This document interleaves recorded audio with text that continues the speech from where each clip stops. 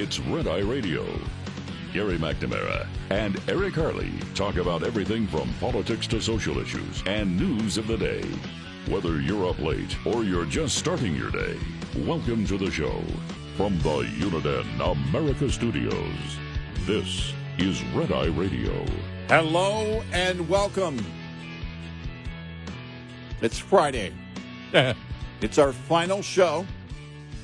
We say goodbye after this show for a week. And don't do that. We go out. I'll do what the YouTubers do. We're saying goodbye.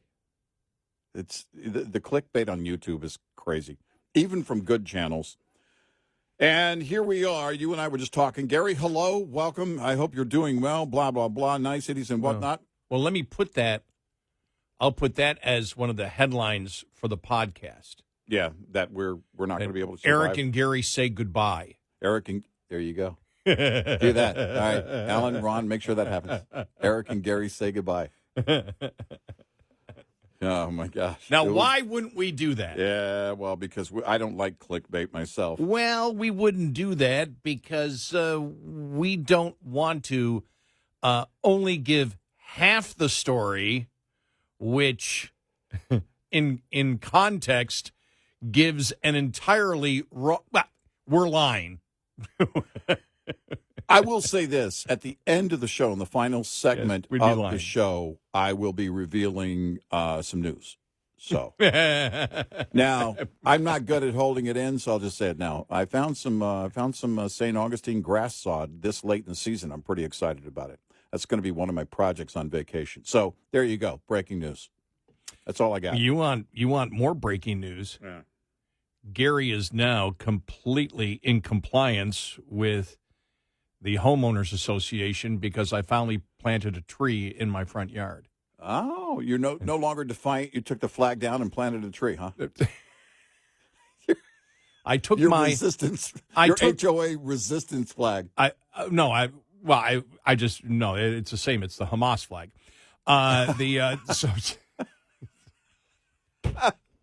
Yeah. Now I was in compliance. Mm-hmm. Technically. Because I had till December to do it. But the fact is, like, when I had to take down both of my trees in the front yard. And so you have to have at least 2 trees on your property, and I have one in the backyard, and all you had to do was put one in the front yard then. They counted that. Now, when I built the house and, you know, the builder put in the 2 trees in the front, I had 3 trees. Mm. But as I've learned, when you have a pool, the fewest trees possible is what you want. But it took me really a year and a half, well, over a year. It took me a year. And you're supposed to, when you cut the tree down, immediately notify the Homeowners Association. And then you have to, anything you have to do to replace the tree, you have to basically show them your house, where you're going to put the tree. And also I had a few bushes in there that got slowly killed from Frizola, but never really died till that point, so I ripped them out. So you have, once you rip them out, you have, you know, you're supposed to contact, you know, them with your plan, and then you send it to the architect to plant a damn tree. Yeah. And I just, you know, showed my house and a circle in the middle. Mm-hmm. That was it. And it took about a month. We've approved your plan. I'm like, oh, my God. And then you have 9 months to do it. So I did it within like 7 months. All right. So I'm in compliance. I would have gone to 8 months and 28 days. Well, the whole thing is, since I have to pay for it, I didn't want to put a tree in December or January. I figured give it a little warmth, get it a little growth going on, you know. So because we still have warmth here. By the way, when I'm going to see my dad. We're Friday, right? Yes, Friday. I think so. I'll fly in tonight to see Dad for a couple of days, and yeah, all right. Then again, it's more contractors and stuff next week.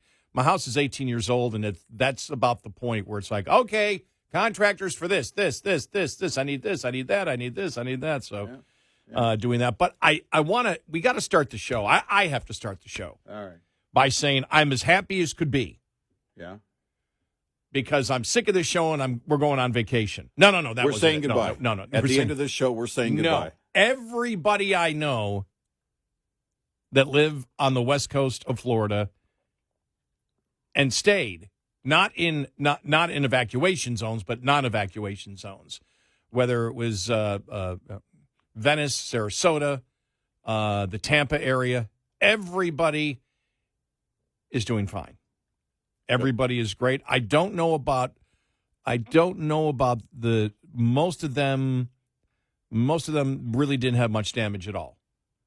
I'm not sure about a few of them, but that was really what I spent yesterday morning doing, trying to find out, and everybody's okay. By the time it got to about 3:30, was the last person that I found out was okay, and that's because nobody had heard from him, and somebody went over to the house to check it out, and it was simply, no telephone, no internet, and so they couldn't contact anyone. So that was great to hear. Yeah, good. What an insane week it's been. And it's just, how many times can we do this? How many times can we say, I just can't believe they're doing this? And I want to play this audio, and this is Mitch Landrieu, Kamala Harris's advisor, one of her senior advisors. And it's like, nobody is prepared. I mean, they just, I think the incompetence of how they're running their campaign is just as bad as where they really stand on the issues, but lie to the American public about where they really stand on the issues. Yeah. But you and I have said, we've done this now, decades upon decades upon decades. And you said it yesterday. It's true. We haven't completed our 20th year, but we're in our 20th year together. We're in our 20th year. And yep. And so then we're saying goodbye. When you no, we're after not. this show. No, we're not. Stop it. You're gonna get people saying so long. Then we got to do the sad, the contrived sad thumbnail. I mean, I know it's radio, but we'll do a thumbnail anyway. We'll figure it out. Stop it. We're both looking down, looking sad. But I already told you that by the time I get to Wednesday or Thursday of next week on vacation, I'm going to be going bat soup crazy. That was the extent of our pre-show meeting. That really was. And it's true, and it's a conundrum. This is my new word. You might have noticed if you listen to the podcast or the show on a regular basis. I like the word conundrum because we got to have the time off, apparently. I'm supposed to spend time with my family. So, I mean, it's not required by law. I looked it up. But the thing, and I like those people. I do. They're, from what I know of them, each of them, they're mostly good people. We get through a weekend, and Sunday night is like, okay, here we go. It's technically not a pile until we print it off, if we print it off. But I've got my inbox, every form of saving stories and bookmarking stories. It's full. It's like, I know there really is no way to completely fill the cloud, but if we could, we'd be doing it. If you could, we'd be doing it. Well, forget it when it comes to vacation. Okay, so summer vacation. The week of Independence Day, rented a beach house, and my grandkids were going to this little kind of theme park nearby where we were, and they said, "Okay, we're leaving," and I said, "All right, have fun." And my oldest grandchild, she looks at me like, she didn't say anything, but it was like, well, aren't you supposed to be going along? And I sat there and I thought, okay, I could actually technically they would have to force me to go. The point being is there was so much going on during that week.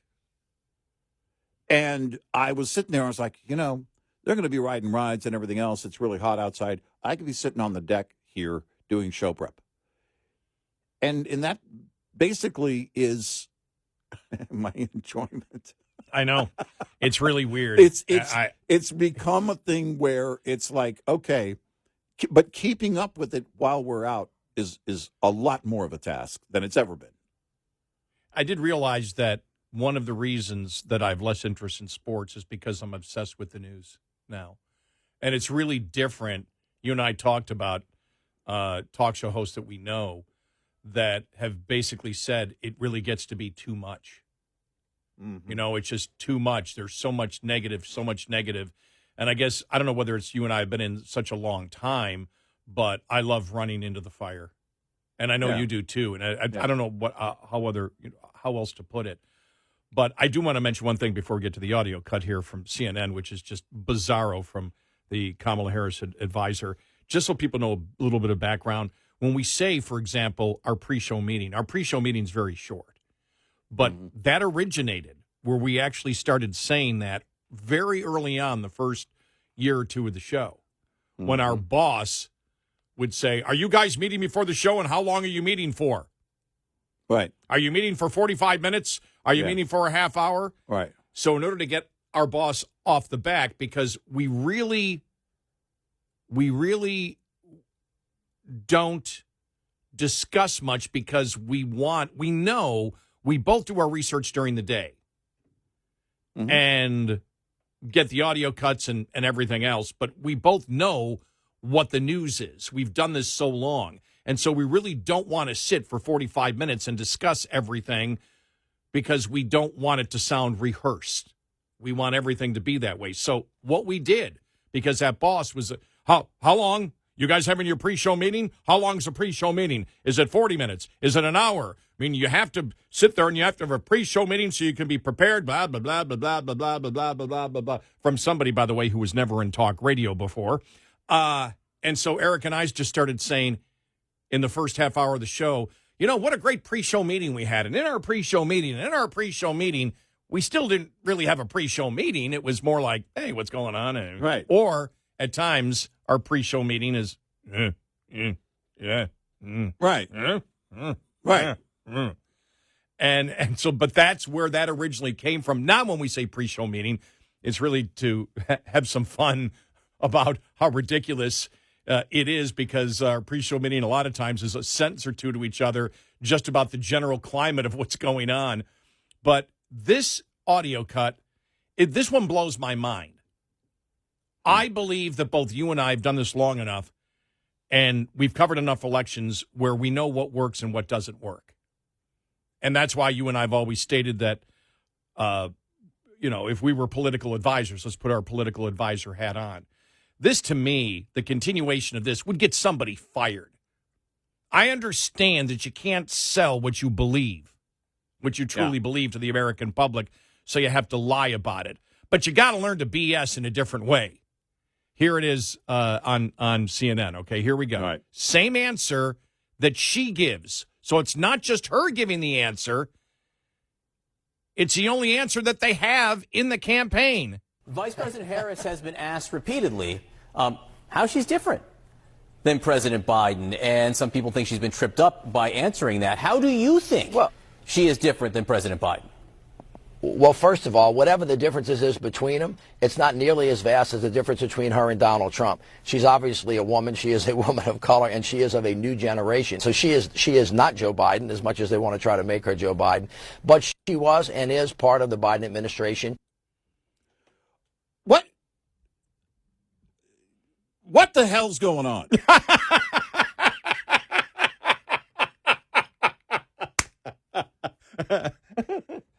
How is it that everybody is so stupid? Look, sometimes you run into a pack of morons, when you're out in the wild. You're like, oh, wow, man, this is a large pack of morons. You just try and leave them alone, let them do what they're going to do, eat their glue, whatever they do. You just kind of let them alone in the wild. I'm in their home. Morons, they just kind of wander, How did they get so large? You see the viral video of the lady in Washington State? She had like 100 raccoons in her yard. And I'm thinking somebody did that on purpose. Somebody collected a bunch of raccoons and let them go in her yard. A neighbor does not like her. And I'm thinking to myself, all right, that's kind of the video. That's what I see now. Just a large group of morons running around, and it's called collectively the Harris campaign. All of her surrogates are saying the same thing. Here's really simple. In our pre-show meeting, and by golly, it was a very productive for any management pre-show meeting. I said this, just say it. Because if I'm advising her, I look at her and say, we don't give a damn about the old man.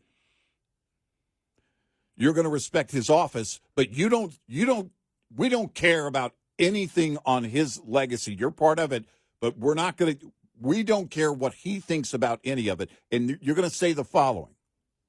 I have a different approach than Joe Biden. I don't have control over Joe Biden. He's the president. I'm the vice president. But as president, these are the things that I'm going to do. Right. And these are the things that didn't work during the administration because you don't care about Biden, because the Democratic Party doesn't care about Biden. I don't care anything. You've already kicked him to the curb. Well, it's over. But the funny thing is, when you quickly said that in our pre-show meeting, I said, and by the way, this is really true.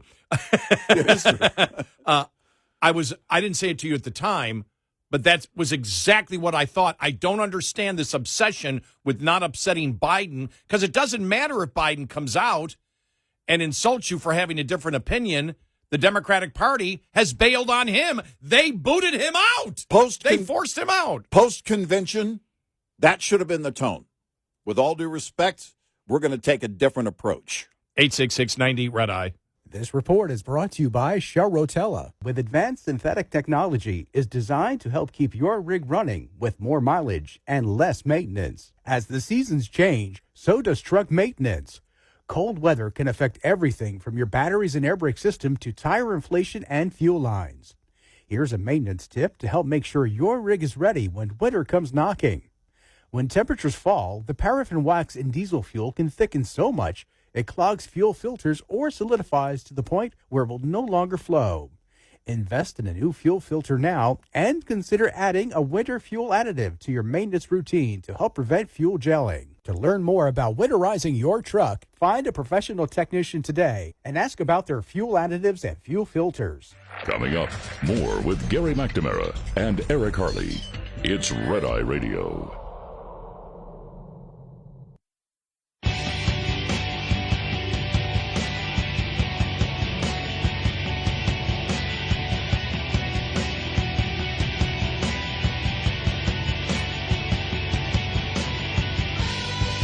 It's Red Eye Radio. He's Eric Harley, and I'm Gary McNamara. So yesterday we were talking about, when they talked about the difference, and the one thing that has come up also is, well, we'd put a Republican on the cabinet. So just like we were doing yesterday, we said, well, who, Mitt Romney? Yeah, right. Who else would you, put on there? Cheney? I mean, what? And you think people care about that? They actually get into that discussion of hypotheticals on CNN with Scott Jennings. Here we go. Okay, here we go. Have they even vetted Mitt Romney? I mean, this man tortures dogs. He specifically murders people with cancer. He tries to hire women into government positions. And worst of all, according to Joe Biden, it'd be quite a thing if the sitting Secretary of State tried to put the President of the United States in chains. Have they vetted Mitt Romney? This is a crazy idea. That's not what they have to do. They have to come up with a message that doesn't feel contrived, that doesn't feel like it's made up just for the moment. There's just no authenticity in any of this. This is throwing spaghetti at the wall because they've neglected men, all this time. And this is a political party that thinks gender is just a state of mind. And all of a sudden they're like, oh, my God, we have trouble with moderate biological males. I mean, who is surprised about this? Yeah, the story tonight is they're struggling with men. Obama's insulting men. And they're out saying, well, let's fix it by sending Tim Walz out and hiring Mitt Romney. It's crazy to me. I'm sorry. This is not a campaign strategy to name Mitt Romney the Secretary of State. Are you agreeing? I don't think a suggestion in a report. Exactly. I don't think we should force any candidate to name who their cabinet is prior to even winning. I think. Yeah. Yeah. It is chaos. I know. And I love every second of it.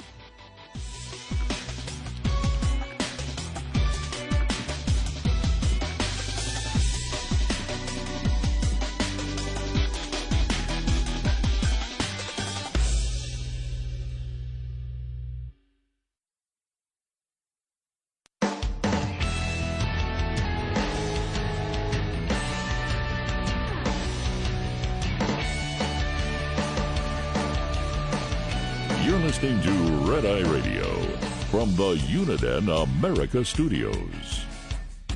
And he's Eric Harley, and I'm Gary McNamara. Welcome and good morning. Thank you so much for being here this morning. Evidence that Trump listens to the show?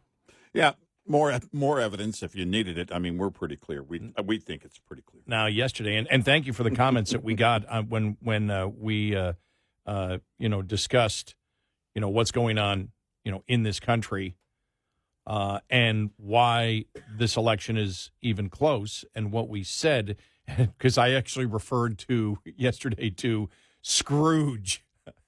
Yeah. I know there's some radio stations already playing Christmas music. I was not doing it to bring, Christmas into the discussion before Halloween. Yeah. All right, I want to make that clear. Yeah. But I said that, in the Ghost of Christmas Present, who said the two things that you have to beware of is I forgot which the girl or the boy has want or ignorance, but it said beware of, I think it's the boy whose ignorance, which, again, Trump didn't say it the exact way. He said stupid, but if you are willfully ignorant, if you don't want to know and don't seek the truth, does that make you stupid? That's a great discussion to have. But here was Trump in Detroit yesterday. When I saw this, I went, okay, he used a different word, but I understand what he was saying. Yep. And he's taking the advice, finally, of Red Eye. Thank you for listening. Sort of almost the advice of Red Eye. Here we go. See, that's the real threat to democracy, stupid people. That's the threat. Our biggest threat to democracy is stupid people.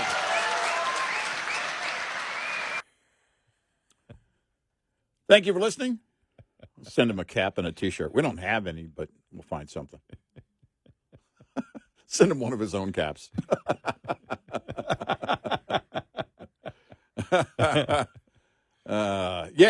It's now here it is. We know Obama listened during his smoke breaks when he was in the White House. Now, I went to the dictionary to look up. Now, we know that ignorance is a lack of facts, right? Right. You don't have the facts, yet you promote something that's insane. Yeah. But when you look at things like the radical transgender movement, critical race theory, being told that the border is secure, not understanding how inflation happens or not willing to understand how inflation happens, where you've got so many Democrats saying, well, the inflation happened because of corporate greed, which is ridiculous. It shows you're completely and totally clueless. The definition of stupid is having or showing a lack of intelligence or common sense. Yeah. If you believe that a boy can be a woman because a boy says so, you have no common sense. You have thrown your common sense out the window. So using the word stupid is accurate because there is no common sense in the way that they think. And people say it's an insult. Well, yeah, it should be. Yeah. Now, we've always said ignorance, which is a lack of you don't have the facts. But as we've said before, if you're arguing with the lack of facts and you're completely clueless and you're using a slogan to do it, then I do have to question your intelligence. If there's a total lack of critical thinking on basic issues. What's the physicist? The guy that I can't think of his name right now. He's the one that's promoting the radical transgender movement. Completely no credibility on science in it. Neil Tyson. Neil deGrasse Tyson. Yes, exactly. That showed where he's an extremely smart man, but a total lack of common sense when it comes to the radical transgender movement. Well, he kept spouting off just these random ideas of, well, we could do this, or well, we could do this, or we could do it. It's like you're in the wrong arena, not your wheelhouse. Yeah. You're either lying or you're stupid when it comes to that. Yeah. Because he's a smart man in other areas, as we know. Very. I'm telling you, Eric, yesterday, and I know it was, what do they call it, Real Woman's Day yesterday? Mm-hmm. The number of ads against the radical transgender movement, generic ads, whatever, on stream, wherever I went yesterday, it was all over the place. Mm-hmm. And the one going against the Democratic Senate candidate, Allred, here in Texas, just brutal. Yeah. You know, they have just, you know, they the one has this woman talking, going, why would he, you know, and being blunt and I'll say blunt, maybe not explicit, but blunt on saying, what do you mean the state gets to control what children do? The state doesn't tell me how to raise my children. These are extremely effective ads. Yeah. Now, I'm so happy when I see them because you and I have been talking about this probably for 20 years, where the radical transgender movement was going. Mm-hmm. And really for the last 10 years, and at times we felt we were completely alone. We're like, where are the women? Why is nobody doing it? Part of it was because of the, as we call it, the blue wall of intimidation. A lot of it is what you saw, when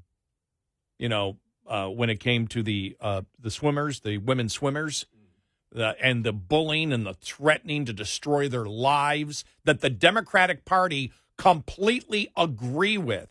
But think about this. This thing has been around so long, and we would talk about it 10, 15 years ago. And even our listeners would say, guys, look, this isn't going to go anywhere. And we said, you don't know that. They're promoting it. And then we got, remember, then the bathroom issue became so big. Remember, we need to boycott North Carolina. All sports, all big sporting events need to leave North Carolina, need to leave Texas, because they won't let men into women's private spaces. I mean, the insanity there. And there was not a ton of pushback on that. There really wasn't. In fact, you had corporations backing it. Yeah. From the left. Yep. And so that is, when you promote that, you're either lying or you're stupid. And if you're lying, why are you lying about it?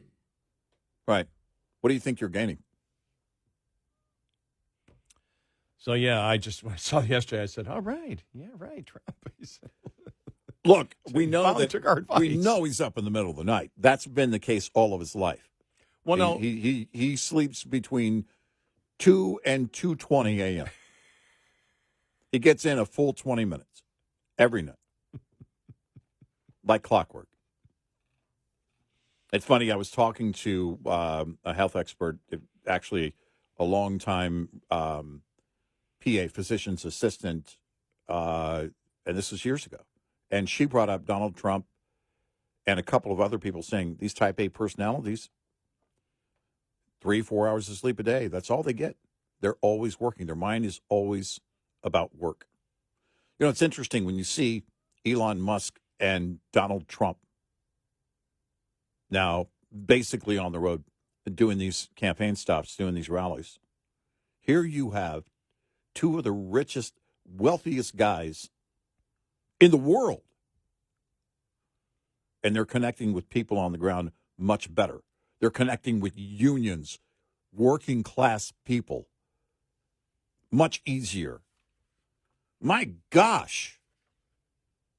You don't have to go back too far, and the Democrats would have, and many, you even had, who was it that jumped on board? Oh, who was it that jumped on board with the whole thing against Mitt Romney? Oh, it was Newt. Oh, yeah. He used the Democrats' demonization on how he made his money, how he made his wealth. You know, you couldn't be, wealthy. Ooh, he's wealthy. You know, and then the Obamas bragged about still having debt when they went into the White House. Still had college debt. Mm-hmm.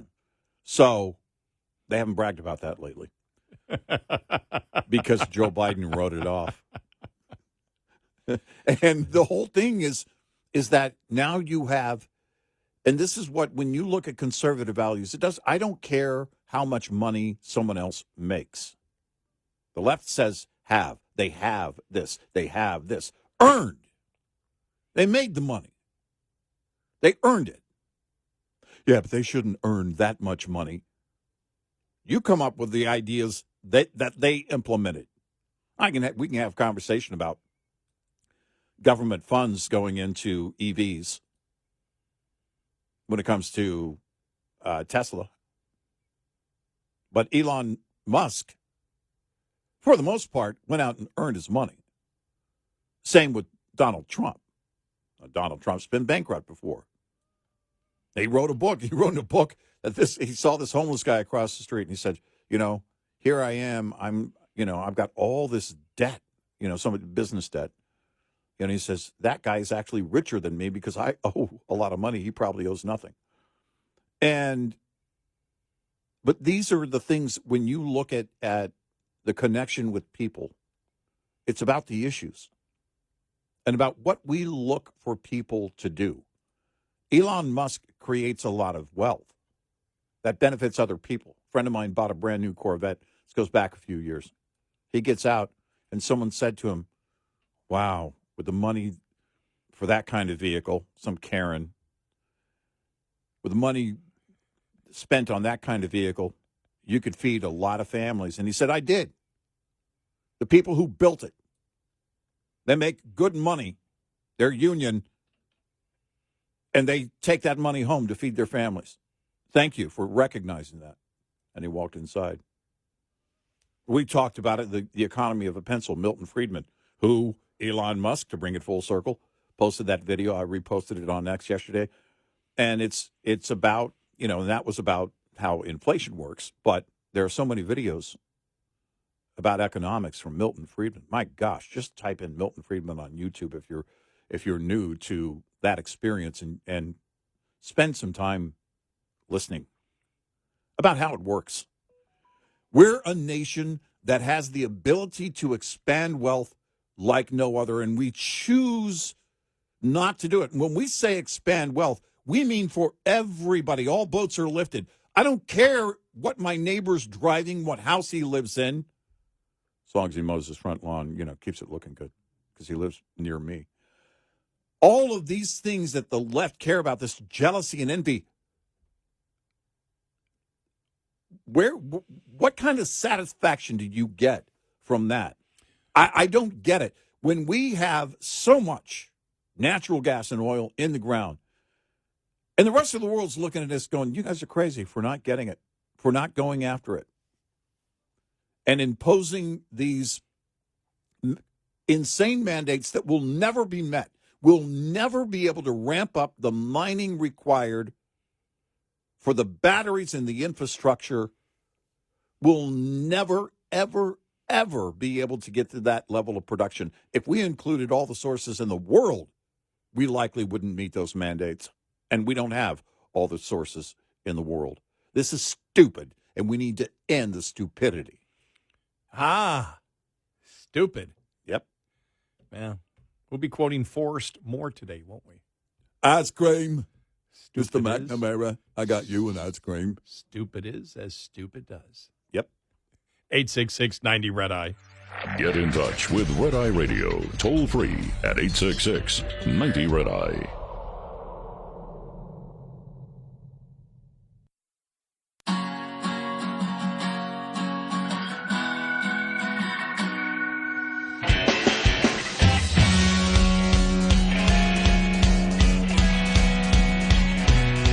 It's Red Eye Radio. He is Eric Harley, and I'm Gary McNamara. Welcome and good morning. Well, the story was out there yesterday. Former CBS staffers called for an outside investigation into the 60 Minutes controversy. By the way, here's the thing. 60 Minutes knew they would cause a controversy. Yeah. Whoever the producers or editors or executive producers who decided to do that, right, and change the answer once it had come out in one form and then completely change the answer in another form, which you had to edit and then, copy and paste, basically. Face the Nation and 60 Minutes are both under CBS News. Right. So they knew that it would be picked up and the controversy would be there. Right. They didn't care. They didn't care. They were just hoping people wouldn't really, they're hoping people don't care, or they would just get away with it with some people. Plus, we'll hear from the serpent. All right. That's good. the last 3 days, I mean, it started 3 days ago, and then 2 days ago was big. Yesterday was just monstrous. The Democrats out there saying this isn't going well at all. But none of them give her the right advice. None of them. None of them can give you the specifics. And in politics, you got to give the specifics. Here's what you got to do. Not just, you need to be out there more. You need to ask questions instead of just making statements. You need to stop it. Yeah. You've got to get specific because from what I can see, this is actually an issues election. Yeah, exactly.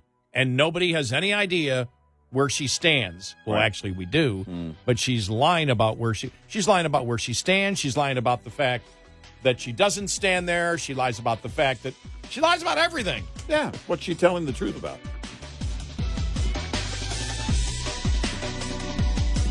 Top of the Hour News is brought to you by House Products. Visit houseproducts.com. This is Red Eye Radio on Westwood One.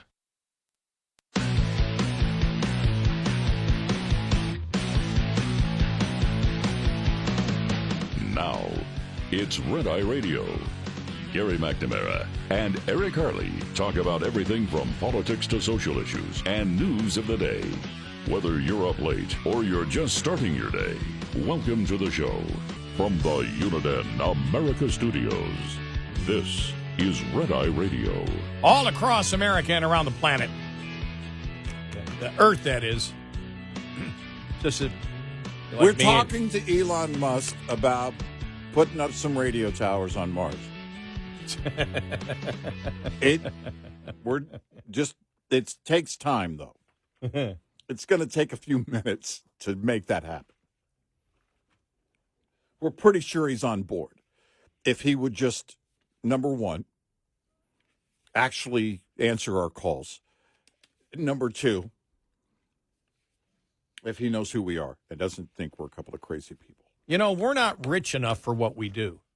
We should be richer. We need to tap into these. Well, since we know the former president and hopefully future president, Mr. Trump, listens to the program, listen to this guy here, Mr. McNamara. Go ahead. Keep saying that thing about we need a lot more money or whatever you were saying. We can be influenced. Oh, yeah. I'm not going to change my opinion. Right. But I'll say things. We're not going to change our opinion. We may spin it in a different way for cash. Exactly. The spin room. That's right. Caution. For enough money, you will enter the spin zone. Oh, I'm sorry. It's supposed to be no spin zone. Opposite, sorry, Bill. The opposite of O'Reilly. Yeah. Welcome to Red Eye Radio, the spin zone. That's right. At some point, somebody it was Brian Regan talking to Seinfeld, comedians in cars getting coffee. He said, there's that one thing where you're doing a job, and he goes, people digging ditches and all this, and you think, my gosh, they work really hard. And there's that one tipping point. Will you do that for $10 an hour? Nope. You do that $10.50 an hour? Nope. $11 an hour? Nope. All right, $15 an hour. All right, now I'm listening. $20 an hour, whatever it is. Mm-hmm. He goes, there's that one penny more. That one penny more. And we've reached that point. We can be bought. Is what we're saying is we can be bought. For, Mr. Trump knows the art of the deal. So, he's the best at it. Just let us know. The reality is we're too old to be bought. I can still remember that I wouldn't buy anything as old as me. I'll tell you that right now. I was in my 30s. Yeah, in my 30s. Yeah. And I was offered a job in a major market. Mm-hmm. And the person who offered me the job was the leading person in United States radio. Yeah. And he said to me, quote, it was a radio station that was more hot talk. But this person really helped me get a job doing the kind of talk I do now. He thought I could be changed and do more, as they used to call it, hot talk, more risque talk. And he told me, quote, I will make you the next Howard Stern. All a true story. Yeah. And I took another job. I didn't take that job. I said, well, I have no interest in being anybody else but me, and that's not the kind of radio that I wish to do. So I took another job. For the first month of that other job, and I had signed a contract for the other job, he still kept coming after me over and over again. Yeah. And it was funny because I told my late mom about it when it was happening. And I said, when I told her, I said, yeah, he said, I'll make you the next, Howard Stern. And my mother said, well, how much money has he offered you? I said, that's your first question? She goes, yeah, because I want to know how much my son would sell his soul for. Well, God. I wouldn't sell my soul because it's not worth much. So I'd have to go bigger on that. I'd have to lie about things and then, I said, Mom, beef it up a bit. I said, Mom, I told him no. She goes, oh, okay, good. But it was so funny. Only my mother could get away with that. Yeah. I want to know how much my son would sell his soul for. Yeah, it's like, well, exactly. And so, no, actually, we can't be bought. We're doing exactly what we wish to do. We feel so blessed. Like I said before, don't listen to this guy, Mr. McNamara, Mr. President. Don't. Call me directly. If you both of us, I love working this shift now, but both you and I have been offered a lot more money to do other things. Mm-hmm. And it's like, we love doing this. We love the freedom. We love the creativity. And we love the fact that we can do the format we want, which is, look, we're going to give you our opinion. And at times you'll go, well, that's just spin. That's a partisan spin. Well, the thing is, what makes it not a partisan, just a partisan spin, because, most of the things that I agree with are the Republican Party. Mm-hmm. But the Republican Party I agree with about 70% of the time. About 30% I don't. And you and I will both be very vocal of where we disagree, which at times some of our listeners aren't happy about that. But the fact is they know we can't be bought because we don't ever wish to be bought. You and I had the same philosophy when we talked about it early on, because this is, and thank you for mentioning that the other day, we're into our 20th year. We won't be at 20 full years until next July, but we are into our 20th year. Mm-hmm. And that's the fact that we both believe this is something that we don't use fake names. No. This isn't like when you're a DJ, you use a fake name and nobody knows who you really are, that you become the character. Mm-hmm. You use your real name. We use our real names. And so every single day, and you and I had the same belief, it's like you're signing your name, this is who I am, and this is what I'm about.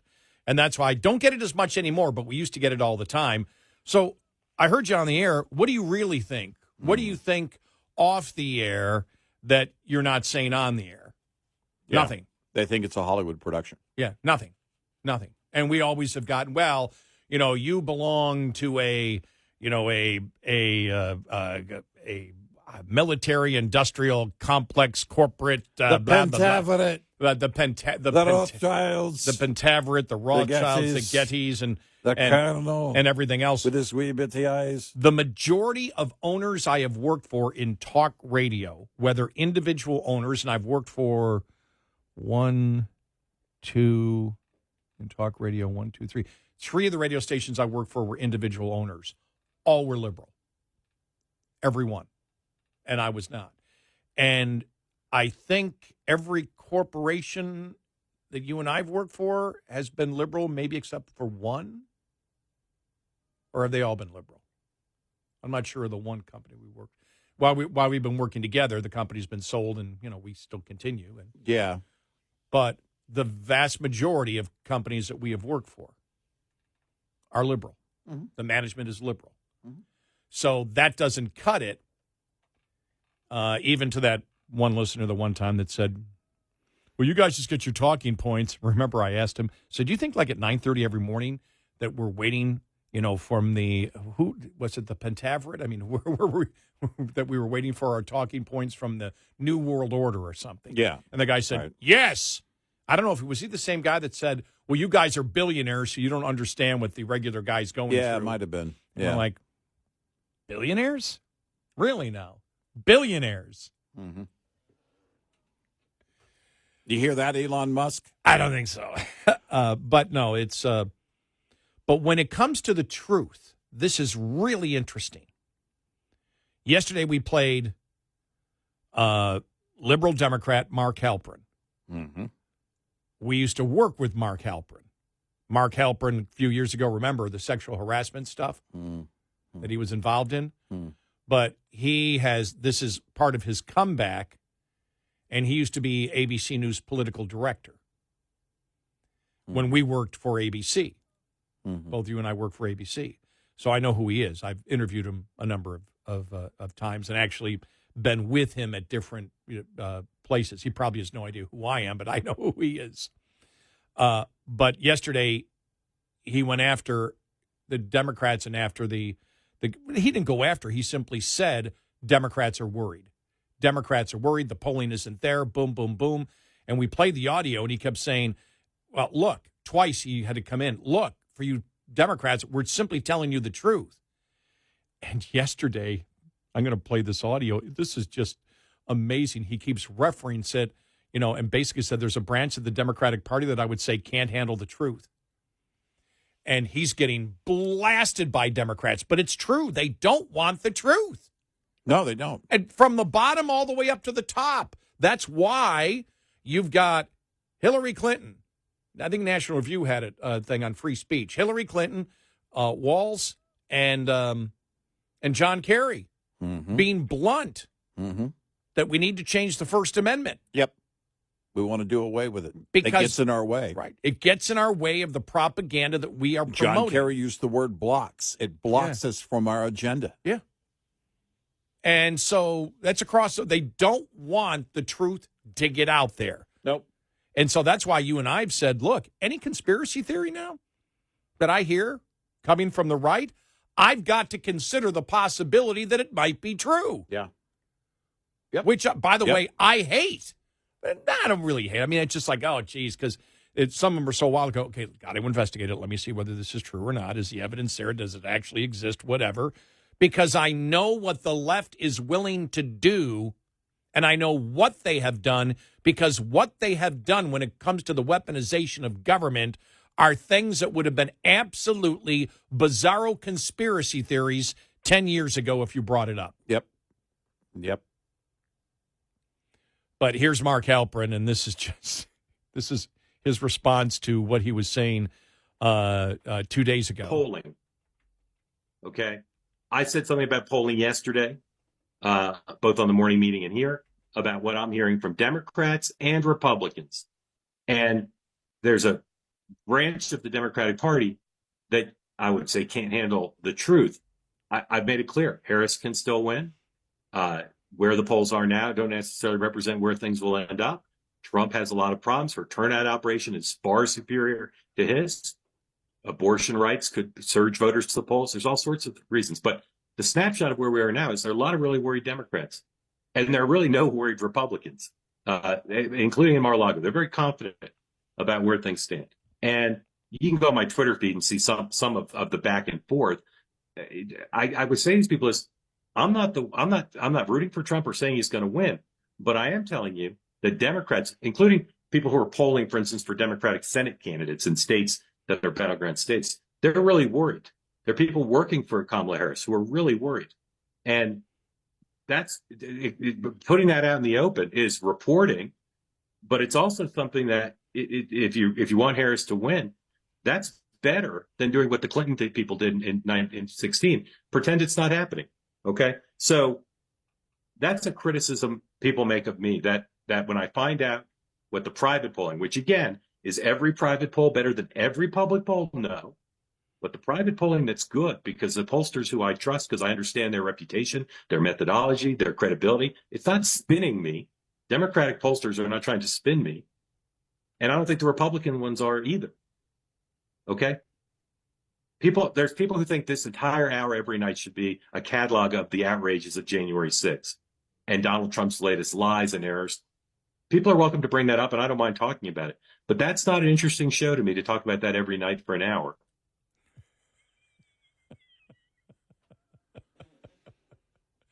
That's from the left. It's at a point now, and I think it gets beyond frustration because, it's like you're going through the stages here, and the next stage is just recognizing that you're not going to win it, that it's not going to change, that her campaign is not going to change, that there's nothing you can do to change the nature of who she is or her ability to convey ideas and answer simple questions. The same with her Veep pick.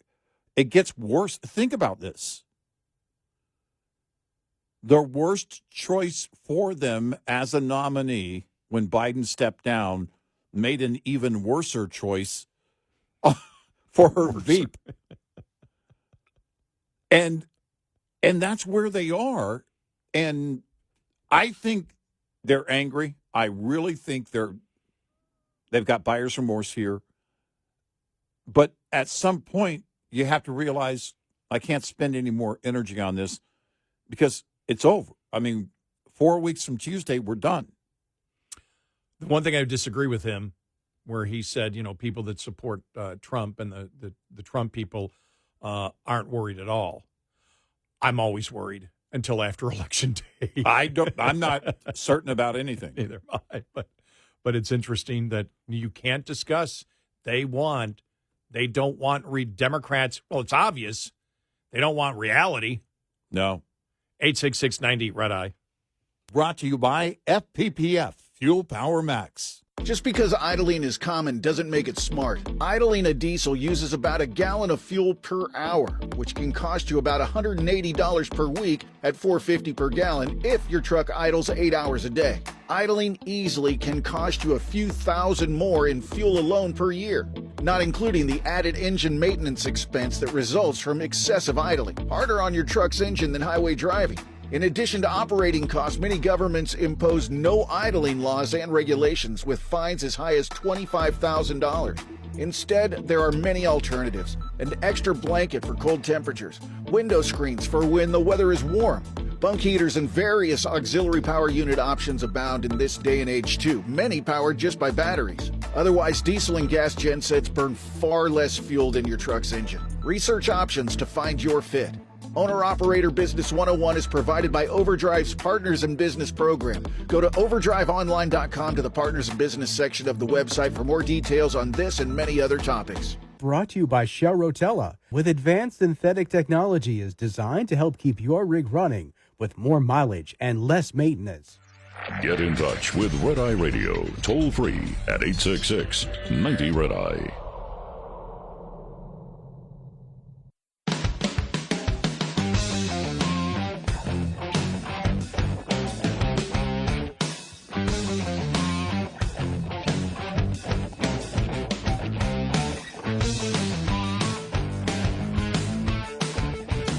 It's Red Eye Radio. He's Eric Harley, and I'm Gary McNamara. All right, here is James Carville. All right. Ready? All right, okay. Here we go.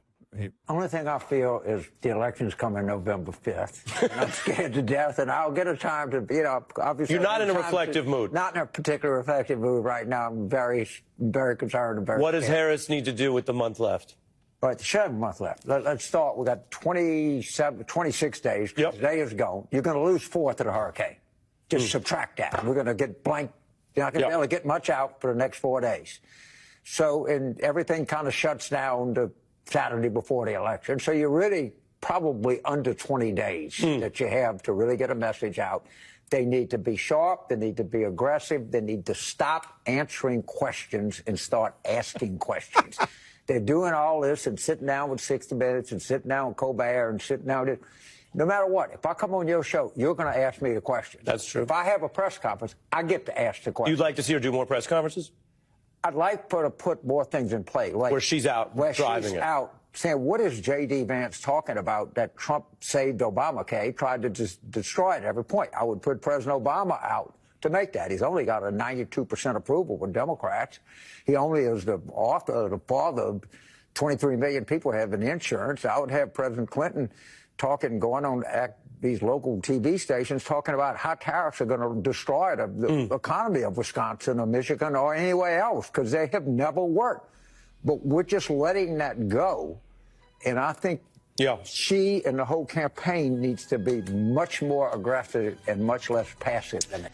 We'll talk about that next.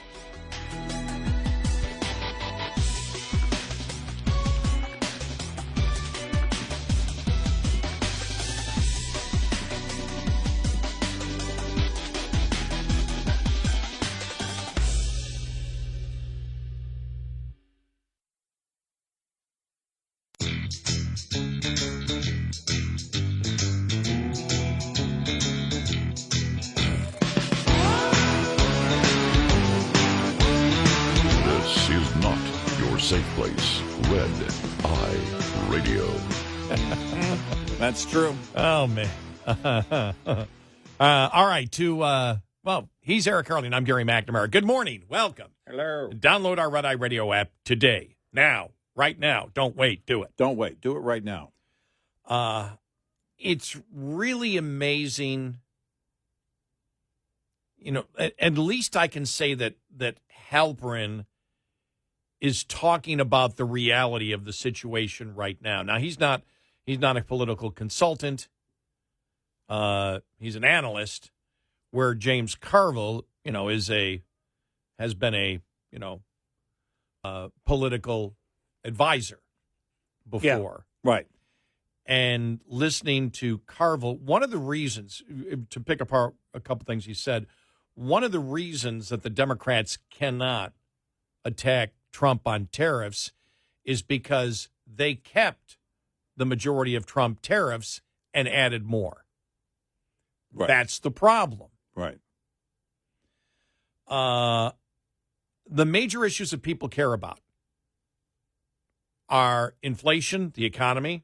Boy, you see the questioning of the Fed raising it, lowering interest rates after the inflation numbers came in yesterday. Right. Like, going up. Higher than expected. Yeah, and core inflation still, over 3%. Yep.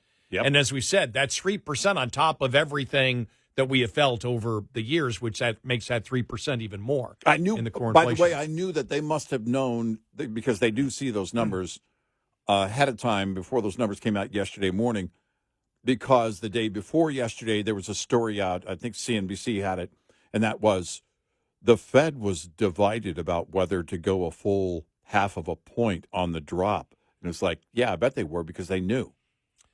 It was a political move, and we knew that. We knew it from the beginning. If you're watching, you're not at your target yet, and core inflation hasn't cooled to the point that you want it to. His criticism, Carville's criticism of the campaign, of course, you should be attacking. Yeah. Right? Yeah. No matter what side you're on. Yeah, you should be attacking. What they're saying, they're not attacking Trump enough. But the problem is, before you attack, the public wishes to know where you stand. Yeah. And so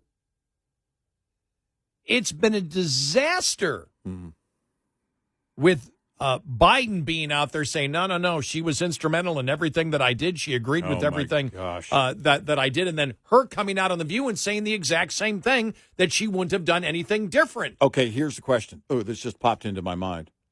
Because where we started the show, and I said it to you in the pre-show meeting, look, if you're advising her campaign, you say to her, we don't care about the old man. Yeah. Get out there and separate yourself. Was that a tactic that Biden knew was going to actually be employed in her media blitz? Keep in mind, it was a week ago today that he walks into the White House briefing room and throws her under the proverbial bus for the first time. He walks into the White House briefing room unannounced for the first time ever. really just to do that. That was the big news of the day. Did he get wind that she was going to go on the media blitz and tell the media, we don't agree with everything that Biden has done. I am going to be a different president. And then he said, he said to himself, yeah, no, she's not. I'm going to nip that in the bud. She's been a major part of, and then because if she says otherwise, now we've got a thing. I would not put it past. There was something going on, and you could tell it. Why now? Why does Biden now decide he needs to keep throwing her under that bus? Well, you have that, which is internal. Mm-hmm. So forget about Trump attacking her. You actually have Biden attacking her. He's doing damage. But when you have, and this is where, again, Carville he knows it. He just can't say it. Right. And if you're a political consultant, and that's why you've got to get on MSNBC and you've got to say these things, then you should tell the entire truth of what's happening with their campaign. You cannot change your opinion on the major issues that you have criticized your opponent on, Donald Trump, the major issues on borders, on defund the police. You cannot, on fracking, you cannot change your opinion 180 degrees and then say I haven't changed my values at all. Right. Nobody's going to buy that.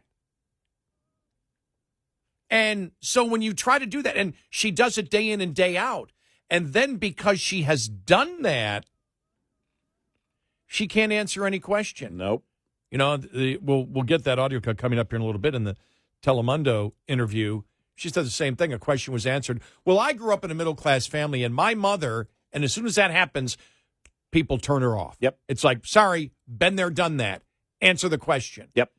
And so they're using the same crutches over and over and over again, which again have been mocked in the popular culture. And any political analyst knows that when something reaches popular culture, and now we know it, popular culture is much quicker to identify stuff that's pure BS because of social media. Mm-hmm.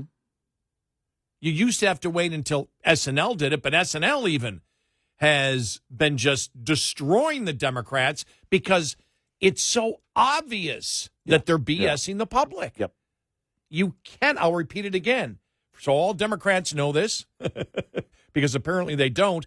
You cannot change your positions 180 degrees to agree with your opponent who you demonized, really demonized, called him everything from Hitler to a Nazi to whatever for having the stands on these issues, then co-opt those issues, and then not explain why you have moved 180 degrees in the same direction, and then in the interviews, you'll never answer the question why you changed your opinion.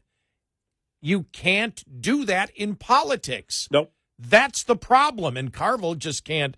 He can't say that. No, he can't. What he's got to say is, well, she needs to stop. Think about this. You could hear me laughing when we played the audio. She needs to stop answering questions and ask questions. She hasn't answered any questions. Well, here's the thing, too. And, to my point earlier of a moment ago of, all right, did Biden get wind that she was going to go out on this media blitz and start saying, that she's different from Biden in this? And then come in and then there was a reason he did what he did. And this is Biden being Biden. That is a total Joe Biden move. I would have thrown him under the proverbial bus by saying, with all due respect to the president, I certainly supported the president, and I will until he is no longer president. But I will be a different president, and here's how. Because what I believe we should do, I'm telling you, you have to say it. You should be saying it, and she feels like she can't. For whatever reason. you're not going to do any worse by taking my advice.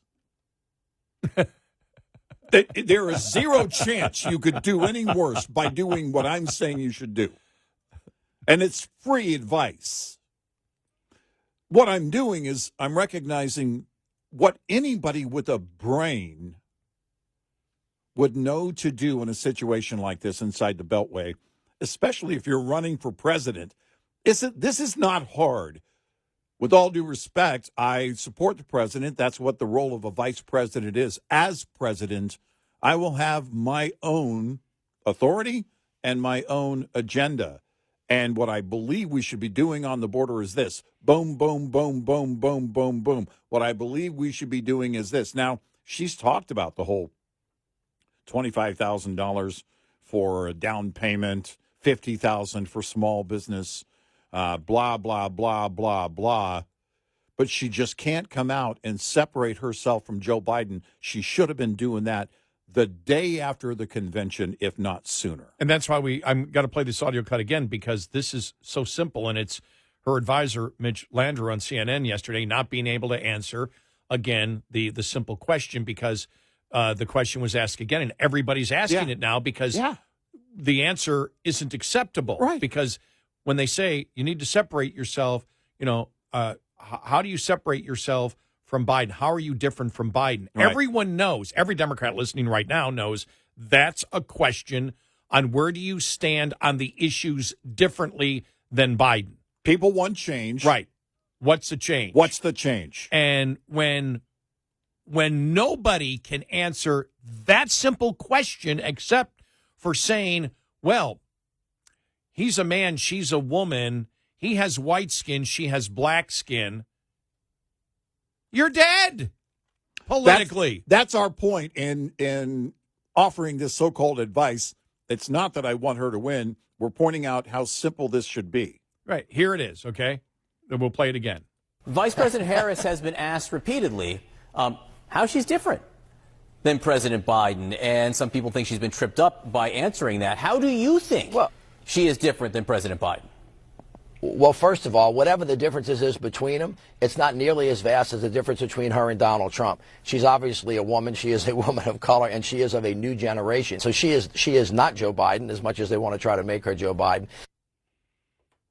It's the exact same answer she gave that's not acceptable to the liberal media. She's a woman, and she's a woman of color. She's young, he's old. Quit. You should go home. You should be done. You should get out. You should call Biden and say you're back in. Because where we are right now, and this is it. Trump, think about this. This is another first, at least in our lifetime, where the Democrats are spending more time defending her than they are going after Donald Trump. Donald Trump has become the yada, yada, yada. Yeah, and Trump, yada, yada, yada. Yeah, but what about you? How are you different? It's because what that means is Trump is a given. He's priced in. Everything about Trump is already known. Yep. It's already known. We need to find out about you.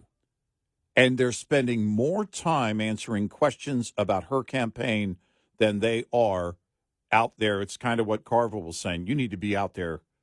You need to be out there. Why aren't you campaigning? Well, because you don't have they don't have the ability, Carville. That's the answer. But they don't have the ability. But as you said, the problem is she should be asking questions about Trump. Well, the fact is you won't answer any questions. That's what the public, vast majority of the public in the polling says.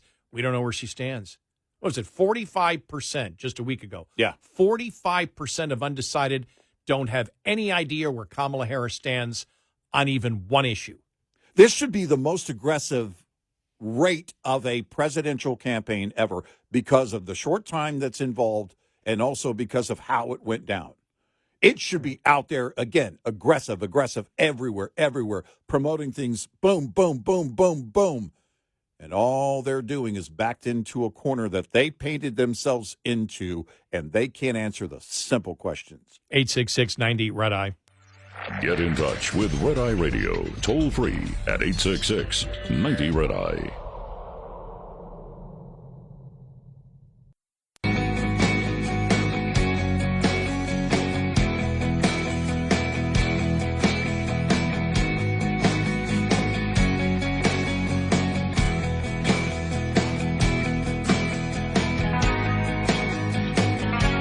It's Red Eye Radio.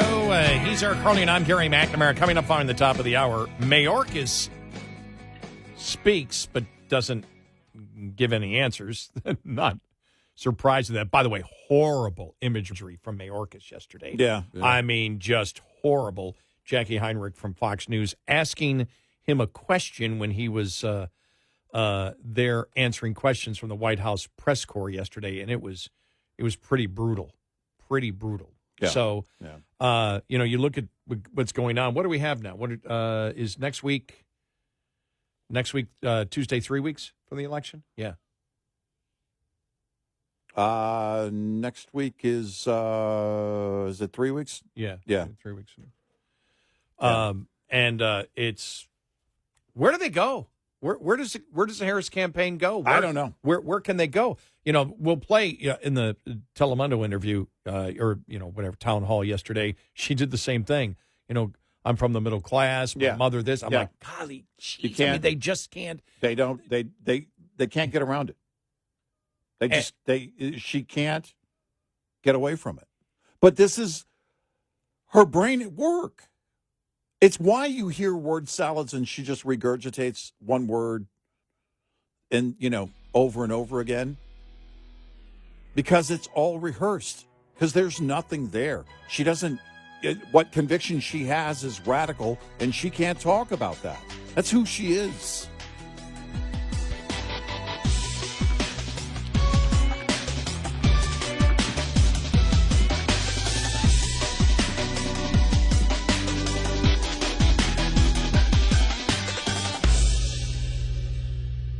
This is Red Eye Radio on Westwood One.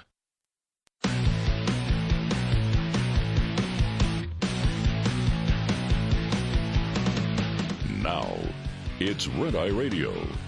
Gary McNamara and Eric Harley talk about everything from politics to social issues and news of the day. Whether you're up late or you're just starting your day, welcome to the show. From the Uniden America Studios, this is Red Eye Radio. All across America. I'm Gary McNamara. He's Eric Harley. We are Red Eye Radio. Good morning. Hello. Welcome to a Friday. Thanks for being here. Yeah, well, it's not a good week. I saw a number of political analysts say this has been the worst week for Harris. Yeah. One of the things is, going after DeSantis and calling him selfish, and then Biden throwing her under the bus again. Oh, my gosh. And the questioning, it was still coming up after, and he's like, look, she's not a part of it. I deal with the president. Why you people, you keep bringing this up. She's not a part of it. But that didn't work in her favor. Nope. This was one of the worst things that I believe happened that is really under the radar for its political impact. Not under the radar as a news story, but as its political impact. And it's the Afghan national that was living in Oklahoma who was charged this week with conspiring to carry out a terrorist attack on Election Day on behalf of ISIS.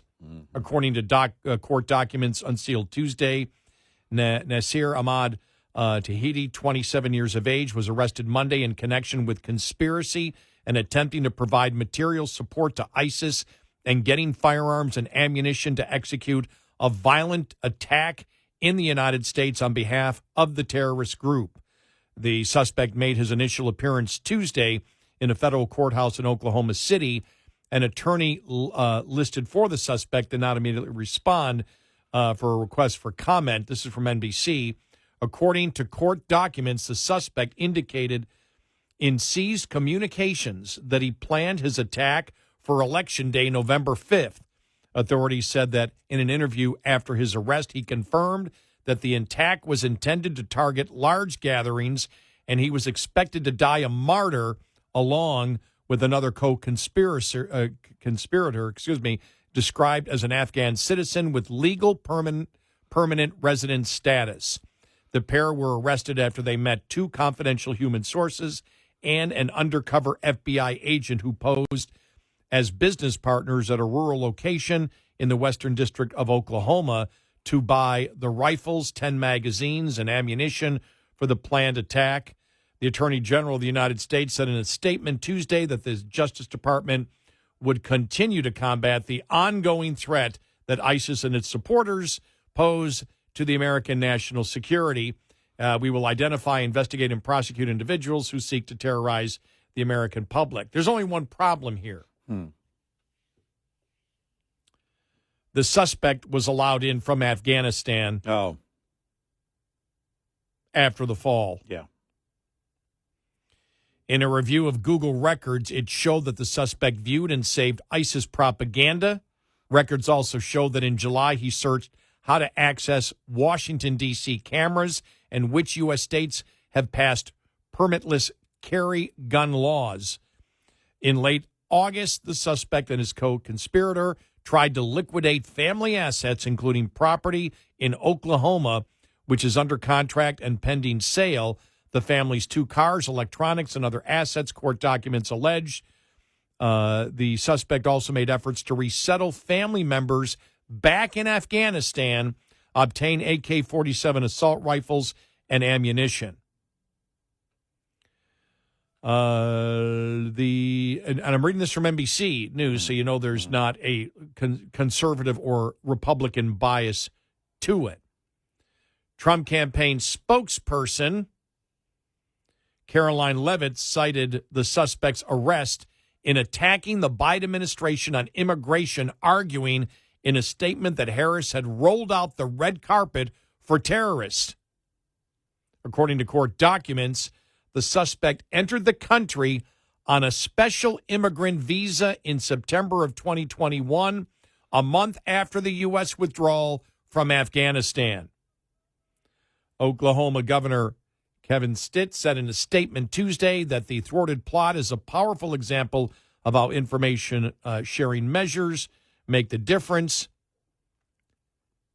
Let me see here. Continuing here, defense officials in August said that doesn't relate to it. But there you go. And so what happened yesterday is Mayorkas, who's in charge of all this, by the way, was speaking to the White House press corps. Mm-hmm. And they brought him forth to answer questions on, of course, because the publicity's been horrible for him. Mm-hmm. You know, he was out getting new attire when, when it hit the fan with Helene. And so Jackie Heinrich of Fox News decides to ask this question, and listen to where this goes. This Afghan national who was working for the CIA in Afghanistan was arrested for planning an election day terror plot. He was brought to the U.S. after Afghanistan collapsed. Your agency says as part of the SIV program. The State Department is telling us he was not part of the SIV program, which had strenuous vetting. They say he was never issued an SIV or immigrant visa, and DHS paroled him into the U.S. They further expect the court document to be updated to reflect this from the DOJ side. So, Mr. Secretary, how was this man brought into the U.S.? What screening did he undergo? What did he apply for to get here? Jackie, I'm here in North Carolina communicating with the individuals who are still conducting search and rescue operations. Over 200 people have lost their lives in Hurricane Helene. We have reports that at least 10 individuals have lost their lives as a result of Hurricane Milton. I'd be very pleased to answer your question in a different setting, but we're here to talk about emergencies and the support that we can deliver to people in desperate need. Thank you. I appreciate that, Mr. Secretary, but we're getting conflicting answers from your agency and from the State Department about a man who was arrested for an election day terror plot. How do you not have those answers prepared?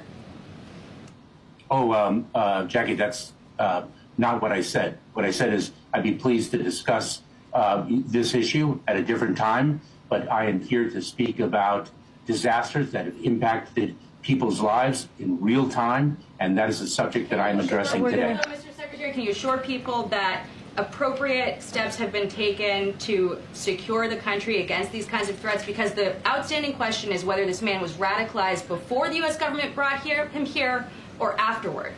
And people should be concerned about that. Jackie, your persistence in questioning can be matched by my persistence in answers. Oh, that was the other thing, too. The report that was out there, I forgot which media outlet did it, that he actually worked as a security guard for the CIA in Afghanistan. Yeah. Before. Right. It's like, is anybody vetting anybody anymore? Right.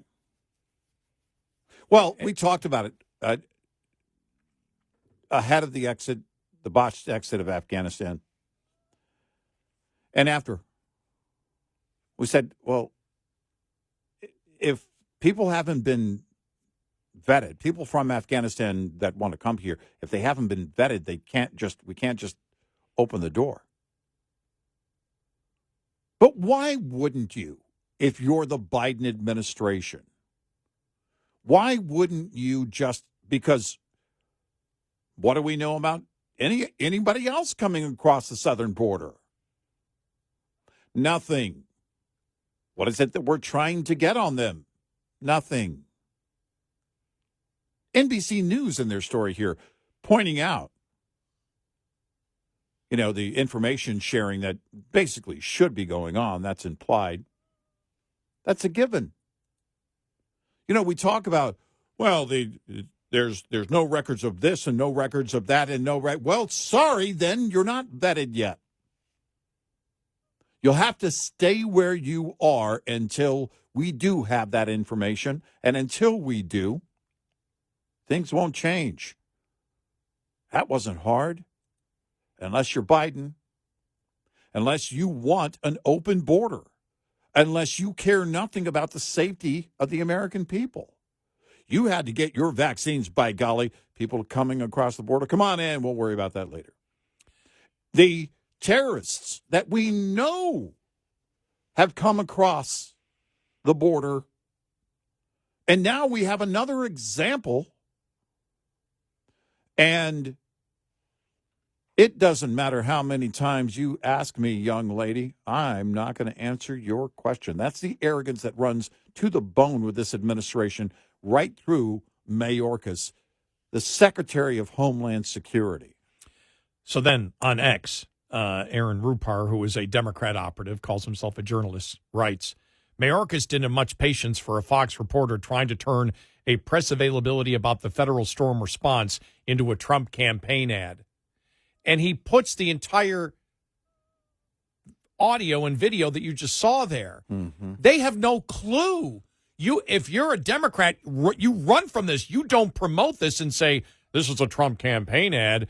Because as she wrote back, she said, please, oh, please. She writes back to him, if you got a statement from the DHS, which the State Department says is wrong, mm-hmm. and the Justice Department needs to fix a court filing, wouldn't you want that to be cleared up, especially when we know that Karine Jean-Pierre would defer to other agencies? The administration can walk and chew gum at the same time and should expect Homeland Security Secretary, who rarely faces reporters, would be asked about an Election Day terrorist plot after the suspect's arrest this week, and we've already had multiple questions on the hurricane on top of the opening remarks. Yep. It was, again, not vetting illegal immigrants coming into the country properly. And that person, along with a co-conspirator of another permanent American resident from Afghanistan, who were attempting to commit a mass murder terrorist act on Election Day. And Mayorkas won't answer the question and is disturbed by the question. Yep. We're just a few weeks away. Because the concern would be that there are other people with similar plots, right, that haven't been discovered yet. And it should be an immediate concern. And the public servants should be answering those questions. Wow. There's limited access, as you point out here, for the media to ask questions directly to Mayorkas. And this is a pressing matter. And then I'm going through the Democrats that responded to this, all right?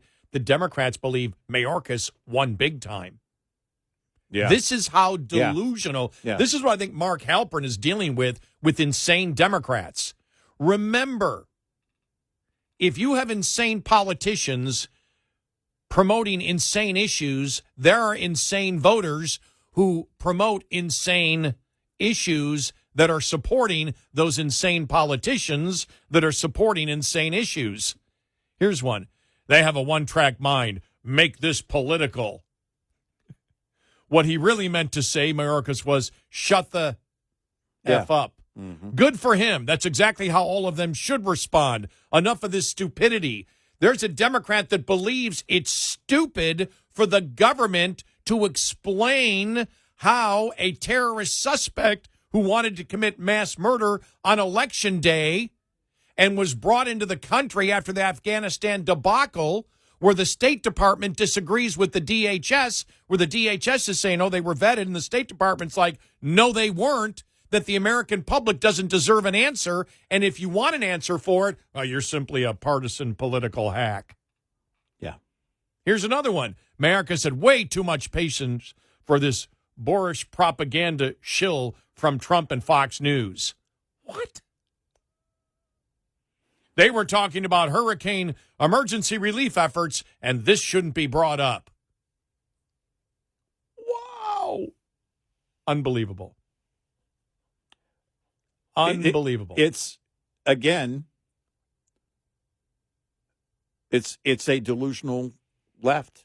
This is who they are to the core. And they're okay with the arrogance and defiance that runs throughout this administration. I'm going through every single response from liberal. Every single one is from a liberal because he's a liberal. And so he might have blocked anybody who's a conservative.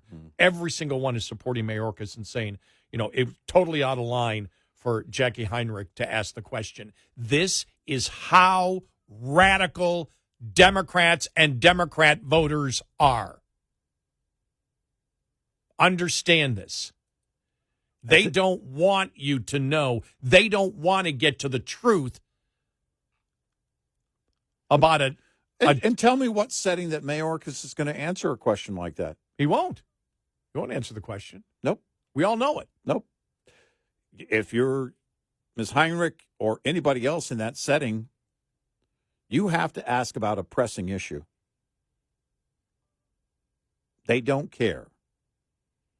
The Department of Homeland Security, this president, his entire administration cares nothing about securing our border or securing this nation. This is a choice.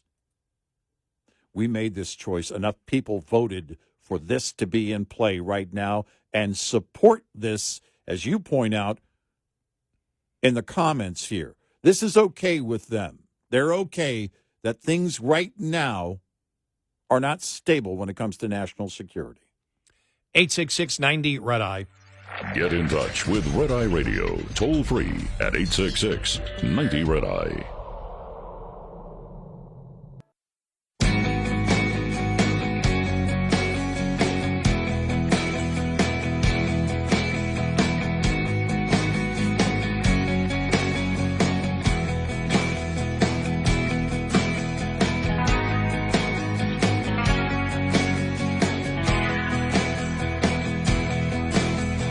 It's Red Eye Radio. He's Eric Harley, and I'm Gary McNamara.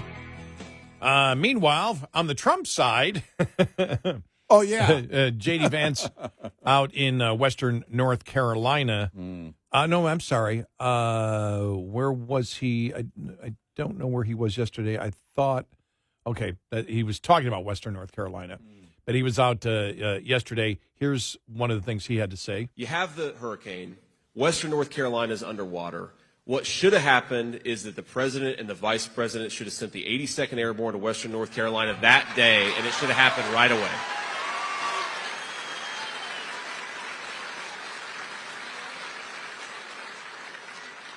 And instead, of course, we had a president at the beach and a vice president at a fundraiser in San Francisco. What you need in times like this is you just need leadership. He was in Greensboro, and you know, I mean, it's true. But what do you hear? You know, I mean, look at the contrast. Look at the difference between the Biden-Harris administration and J.D. Vance and Donald Trump. Mayorkas isn't going to answer your question. He could have taken about 15 to 20 seconds to answer a very critical question about a very dangerous situation when it comes to the response of the hurricane. Over and over and over again. We talked to Michelle Woodhouse just the other day there, and she is chair of the Republican Party there in Western North Carolina. And she, in fact, hosts a radio program on our affiliate WPTF. And she was talking about, you know, what's going on, the efforts. In fact, Eddie, her husband, gave us an update that they, in recent days since her appearance, they've been able to locate dozens and dozens more voters to help them make sure that their voice is heard on Election Day. The response all the way around to the hurricanes. You can't, I mean, it's, they might as well just come out and say, we really don't care. We don't care. We don't care about terrorists that are wanting to kill people on Election Day, and we don't care about anybody who's affected by a hurricane, because that's the message they're conveying.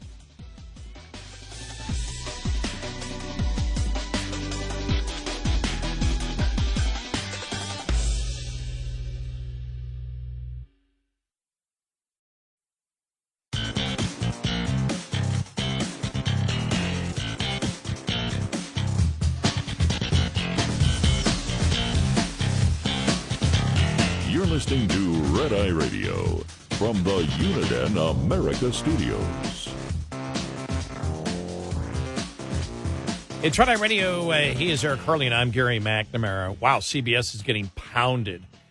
Trump calling for an investigation. You have former CBS executives calling for. You saw that New York Post story, right? Yep. These former CBS executives are saying, no, there needs to be something done about this. They changed the answer. They edited it. Now, remember, the entire interview with Kamala Harris was edited to begin with. But they put out one on Face the Nation on that Sunday. They put out one audio, and that was on Israel, and we already played the difference in it the other day of the answer. And then during the actual interview, the edited interview, they edited out her mumbling and stumbling and gave an answer that was not even in the first answer to begin with. People are wondering where did that answer come from? Right. And, you know, you've got the former CBS executives calling for an investigation on that. The Trump administration, it really is bad, and it makes the case of what Republicans have been saying because it's so obvious what CBS did. Now, we don't believe the people at CBS care. You know, they could care less. I think they were probably mad at the editing to begin with of the audio cuts that came out on Face the Nation because they made her look horrible. So I think there was already a backlash. We know the backlash, you know, at CBS right now. We know how the one CBS reporter who asked the question to the one guest who obviously is a pro-Hamas guest when he tried to put it into context about what had happened to Israel and asked those questions back and forth, that the people inside the CBS newsroom went absolutely bonkers. They had to bring in DEI, the FBI. Okay, not the FBI, but you know what I mean. They had to bring in What was the one group called that they brought in, which was just hilarious? And you had other CBS executives agreeing with it. Then the head of CBS, president of CBS, said, no, you guys are all wrong. The reporter was right in asking those questions. Mm-hmm. It was completely fair. It was civil. He had every right to do this. It is just continuing on, whether it's a Mark Halperin situation, whether it's CBS. Democrats don't want to argue the truth. That's why they're trying to stop the First Amendment. They get rid of the First Amendment. They don't want the truth. Yep. That's the problem that you and I've said. 42 years. I'm in my 42nd year. Going into my 43rd year of radio, and I'm well into my 35th year of talk radio. And when I first started doing talk radio in '89, you actually would debate the left on the issues. There's no debate anymore. Everything's a fact check. That's all it is. They don't wish to debate. The other side does not want to debate. So you have to ask yourself this question: why not? And you see it now, where it's gotten to the point of the presidential candidate. They don't want to discuss any of the issues, and the media whose job is to ask questions doesn't want to ask questions. Yeah. Whether it's Brian Stelter saying it or, who else is a bunch of liberal, radical media political activists that said, no, it's not that important that she actually answer questions. It's more the image that she portrays that's important. Mm-hmm. They don't. This is where I wonder, after this election, if Harris loses, where does the Democratic Party go? Because if she loses, and now it's predicted that, you saw that yesterday, it looks like the belief is Republicans will take the Senate and could hold on to the House. I think, I'm looking at it just based on where the polls are right now, state by state, on the Senate level, and it's clear the Democrats right now are campaigning, doing everything they can to save the down ballot, especially for the Senate. If they believe that they can hold on to the Senate, they're desperate to hold on to something. I think they likely believe they're not going to win the House, but Schumer's out there desperately trying to save the down ballot because they know this is disastrous. But from my accounts, it looks like the Republicans could have 51, 52 seats in the Senate. And so if that happens and they lose everything, do they change at all, or do they, as they normally do, become even more radical? What do you do when you see the situation, the failure after failure after failure? I mean, they're freaking out that lawfare didn't work. Yeah. There's the opinion that the appellate court, not even the top court in New York State, but the appellate court could throw out, Letitia James, lawsuit. Mm-hmm. What is the 450 million, 500 million? Mm-hmm. They're like going, what in the world's going on? Mm-hmm. That could actually happen. Everything, the lawfare didn't work. It had the opposite effect. Well, Think about that. They had the hero complex, all of them. Letitia James, Alvin Bragg, Jack Smith, they have this hero complex. They believed all along they were in, Jack Smith with the doubling down, tripling down, filing again and again. And it's like, he's like, but what's going on in his brain is, I was supposed to be the hero. This is how, by the way, Biden came in. When Biden came in, and remember how many executive orders he was going through, and the liberal media, after a week or two, said, whoa, dude, slow your roll. You can't implement the entire agenda in the first couple of weeks.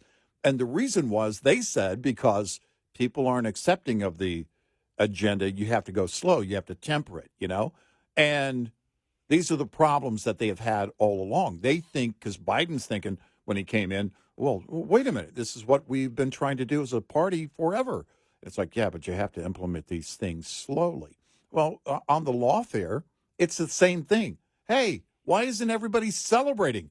Alvin Bragg got a conviction. Now, it wasn't a valid conviction. And they celebrated for what? The better part of an afternoon? And then within days, the Democratic Party knew, and it was clear, They had built a mortar, and they couldn't even use convicted felon because it would fly back at them. That was showing in their internals. I would take that bet all day long, and we know that because it's obvious, because they quit using it with few exceptions. They thought they were going to be heroes. And I don't know. What is the White House? I asked this off the air the other day to you. What does the Biden White House look like between November 6th and January 20th if she loses? I'll tell you one thing you're going to hear. Well, I could have beat him. I mean, everybody knows I could have beat him, but, you know, it was decided with my party. You know, I did the good things and you know, and blah, blah, blah. And unfortunately, they couldn't get a campaign going in such a short period of time and blah, blah, blah, blah. I could have beat him. But otherwise, what is it like? It is, I'll tell you right now, it's going to be even more bizarre than I think we can imagine, because what do you say? The radicals, they did this in Virginia when McAuliffe lost in that governor's race. That night, it was the radicals in the newsrooms were going, well, we need more radical candidates out there running for office. They need to be able to espouse the radical views. The problem is we're not doing enough. So they kept going and kept going and kept going and kept going and kept going. And it's so bizarre now. You have the Democratic nominee lying about her positions on the major pressing issues of the day to seem exactly like her nominee. When her surrogate, we played the audio earlier, said, well, you know, the difference between her and Biden isn't near as great as the difference between her and Trump. No, according to her, she's just like Trump. Yeah, no, on the major issues. On the major issues? Yes. She's pro-border, pro-fracking. I haven't heard anything lately on the taxes, no taxes for tips and that thing. Right. But, I mean, pro-law enforcement. Pro-law enforcement, all these things. Oh, I think I saved it. Why it's problematic, the liberal media.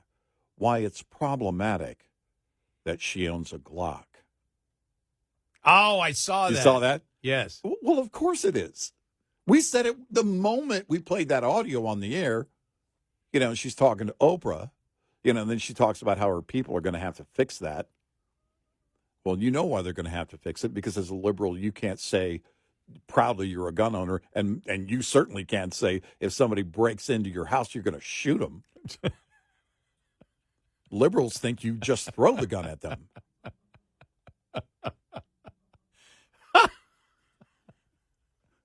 It's oh my God. It's really it is so unique. I'm telling you. I won't know what to do with myself in the event that things go quiet. I don't think they're going to, by the way. If Trump wins, no, they're going to. I do believe there's going to be more. I think they're going to regroup on the lawfare thing, and I think they're going to keep trying that. They're going to keep throwing things at him. If he wins, it's going to be Russian hoax, lawfare times a million. Well, combined. lawfare is dead if he gets elected, though.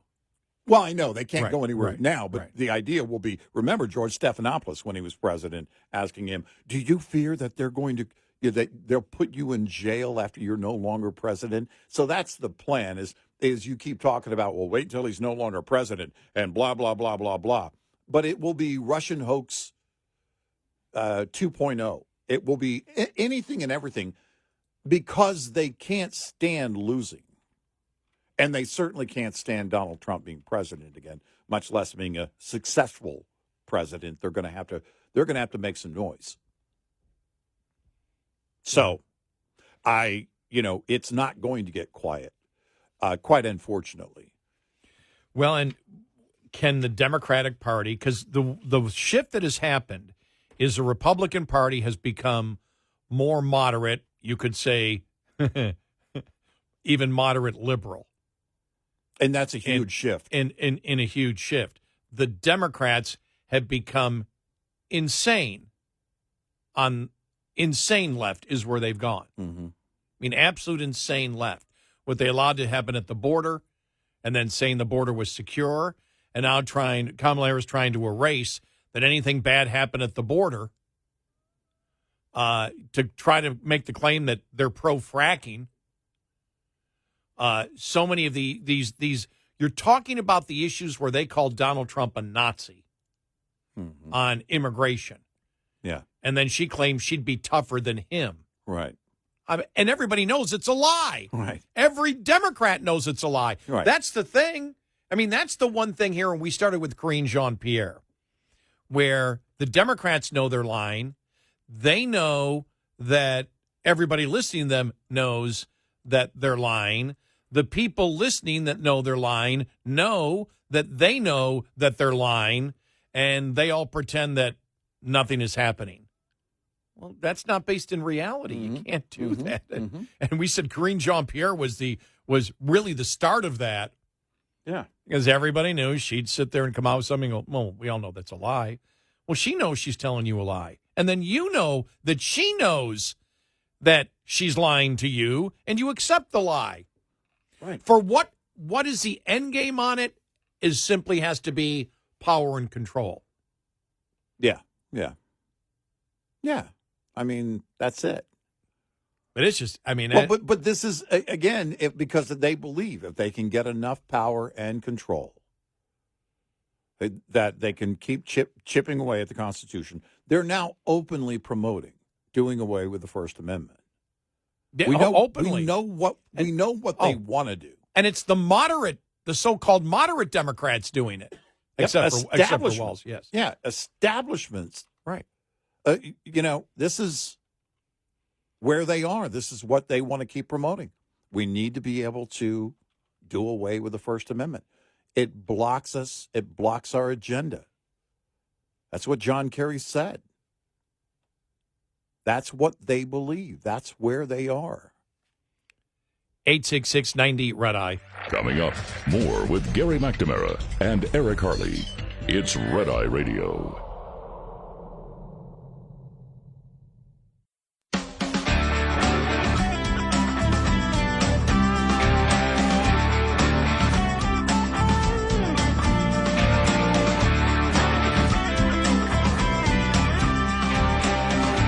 It's Red Eye Radio. He's Eric Harley, and I'm Gary McNamara. Good morning. How's everybody? Coming up here in just a little bit, Seattle student activists claim they're not pro-terror when they call October 7th justified resistance. Okay. And a whole bunch more on the campaign, some of the polls out there, and a whole bunch more.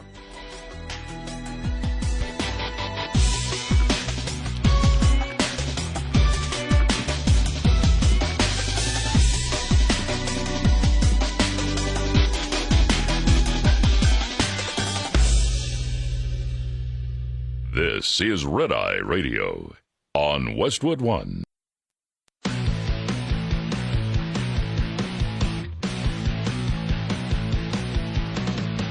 Now, it's Red Eye Radio. Gary McNamara and Eric Harley talk about everything from politics to social issues and news of the day. Whether you're up late or you're just starting your day, welcome to the show. From the Uniden America Studios, this is Red Eye Radio. All across America and around the planet, we are Red Eye Radio. He is Eric Harley, and I'm Gary McNamara. Good morning. Thank you for being here. All right, let's look at the polls. By the way, there were more polls yesterday on states than I've seen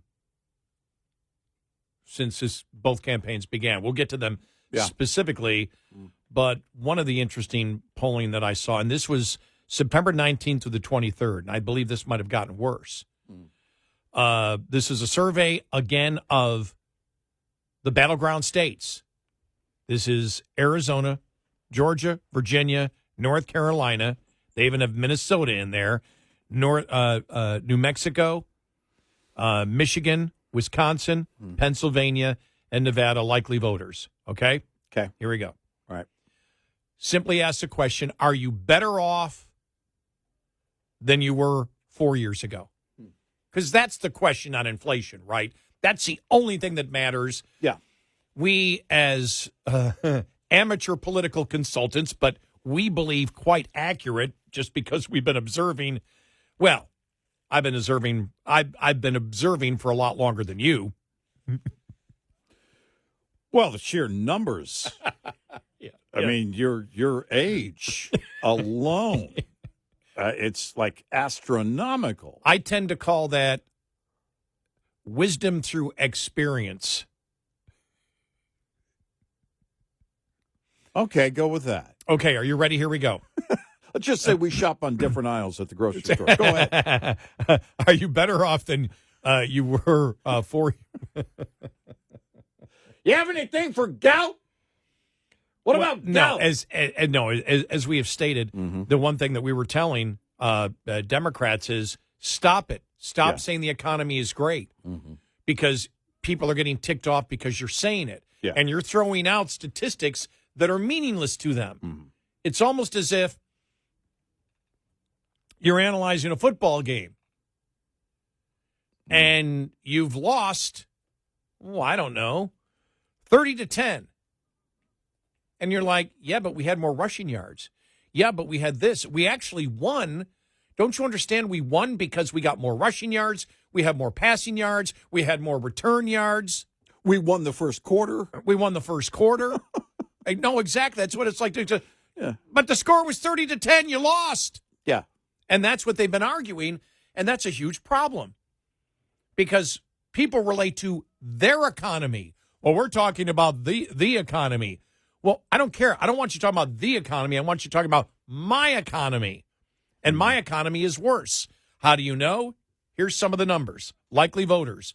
Overall, these are the battleground states now. Are you better off? No, 53%. Yes, 37%. New Mexico. No, 49%. Yes, 40%. Michigan, 53% no, 36% yes. Ooh. 11% undecided. Georgia. No. They have to ask their mother. Mom, are we better off? Ma, you going to increase my allowance? Am I going to be better off soon? Since I moved in with you, are we better off? Georgia.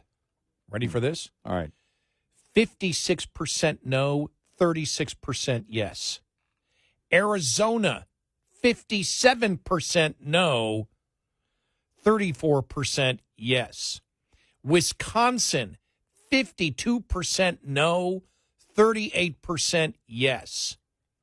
Virginia, 47% no, yes, 43%. You know why it's that close? There's so many damn government workers that live in Virginia. Yeah, that's a good point. Right. Minnesota, 48% no, 42% yes. Pennsylvania, 53% no, 38% yes. Nevada, 56% no, 37% yes. And North Carolina, 58% no, 32% yes. Now, these are the numbers that really got to me. And I hate to bring this up because remember when we used to talk about the kitchen table issues? Remember that? You don't hear that anymore. No, you don't. You know why?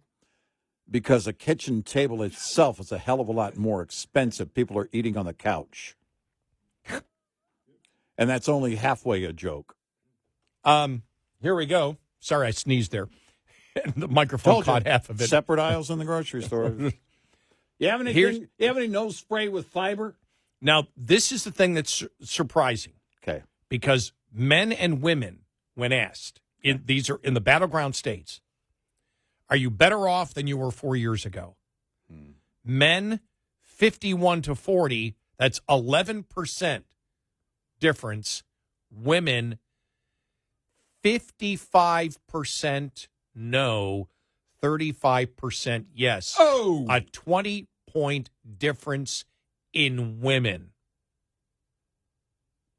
Wow. Wow, that's huge. That's huge. Now, look at this here. Age-wise, these are all the battleground states we just mentioned there. Age-wise, are you better off now than you were 4 years ago? 18 to 29, 45% yes, 44% no. As soon as you get to 30 to 39, and I know, does that mean with so many more people living with their parents? Mom! To their into their 30s? Is that why? They're trying to say we're not better off. Tell them.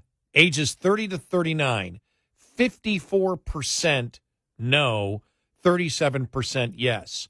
40 to 49, 56% no, not better off, 34% yes. 50 to 64, 59% better off, not better off, 34% believes. Wow, that's one of the biggest margins. Look at that. That's 22 and then 25-point difference between 40 and 64. And then 65 plus, 50% say no, not better off, 38% yes.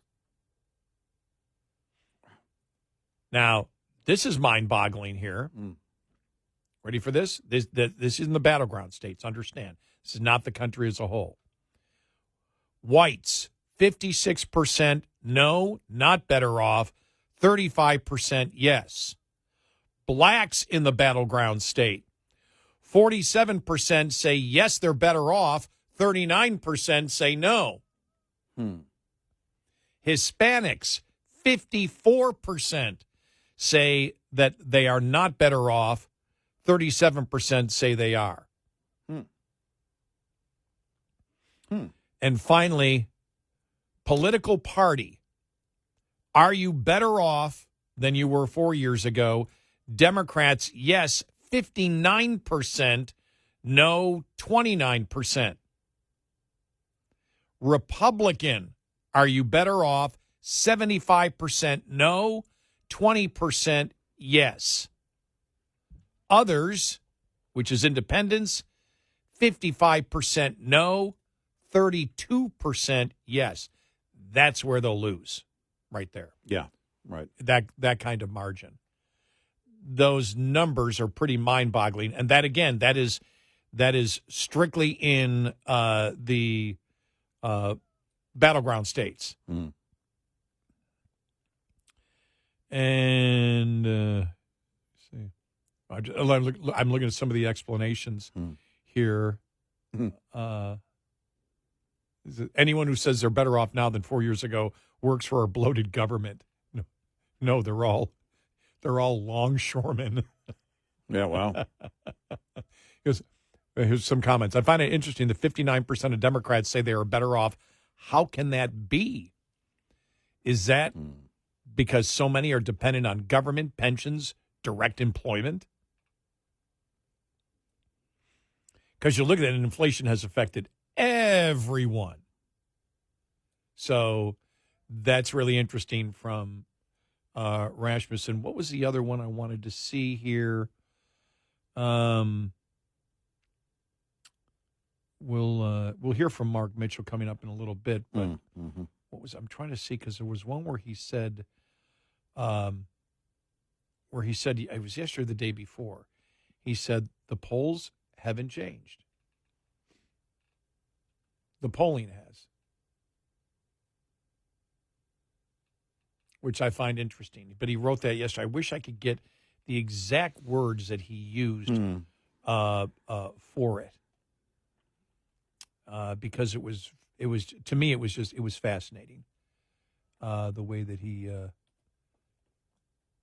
used that. So yeah, try to see here. Okay, here we go. What's this here? Okay. Just looking at the polling for him. Trump, the last 1, 2, 3, 4, 5. the last 5 polls for Trump going back to the beginning of September. Rasmussen, +2, +2, +2, +2, +2. And then before that, this goes back to the end of August, beginning of September. Trump +1, 822 to 828. Trump +2, 815 to 821. Trump +3, 88 to 814. Trump +4, 81 to 817. Trump +5. Trump +5. Trump +7. So that was 722 to 724. That was nationwide. That was just before she got in, when Biden was still there.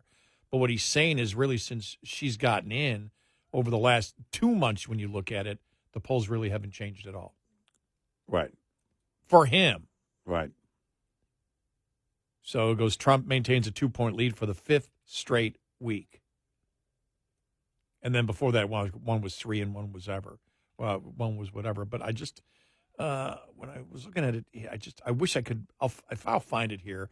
I saw it yesterday. It was definitely on X. Maybe it wasn't, maybe he didn't post it. Maybe somebody posted what he had said and it was a while back. I don't know. Okay, right. But it was making the case that it's the polling, not the actual numbers that exist out there. What he's saying is the polls are skewed, and we know that. But we'll take a look at all the polls coming up on the state level coming up next, because these are just fascinating. Yeah, it's interesting. I think you're getting to the point now where trying to defend her in any way is really futile. They know they can't really do anything. They can't really, there's nothing else they can do. I go back to what I've been saying all week. Her problem hasn't been underexposure. Her pending liability was always overexposure. And this week is proof that I'm right. This has been a bad week because she's had greater exposure. That's where we are. That's what's happened this week. She's had more exposure, and it's been her worst week yet. I guess the question would be, where does she go now that I think she's done with the interviews? Telemundo, I felt that this week was going to be it. It was going to be a 1-week blitz, and then they're going to do something like, well, we've got to be on the road because we only have a matter of, a few weeks left, and we're going to be getting out there to the people, blah, blah, blah, blah, blah, again. And I don't think you're going to see many interviews beyond this. I think the media blitz was always going to be about 1 week and then to try and shut everybody up. But if you're advising her, you probably need to shut her up. Don't have her in the media. Stop this media blitz. End it. Do you think that, Obama coming out, well, he was blasted yesterday for basically chastising black men for not voting for a black woman. Mm-hmm. Does that work? I see Obama. Does he look tired to you? It's funny because I saw him I thought, he looks. Or is it just he looks older?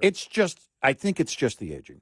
Okay. He hasn't maintained the same youthful excitement and exuberance that I remember project. When Bill Clinton lied about going vegan, then they caught him in Europe eating meat. And he got skinny. It's like, ooh, wow, what happened? What happened to Fat Bill that used to steal people's fries? I know it was an SNL bit, but I like to think that he actually did that while he was jogging near the White House. He got caught eating meat. It was fish. He was eating fish.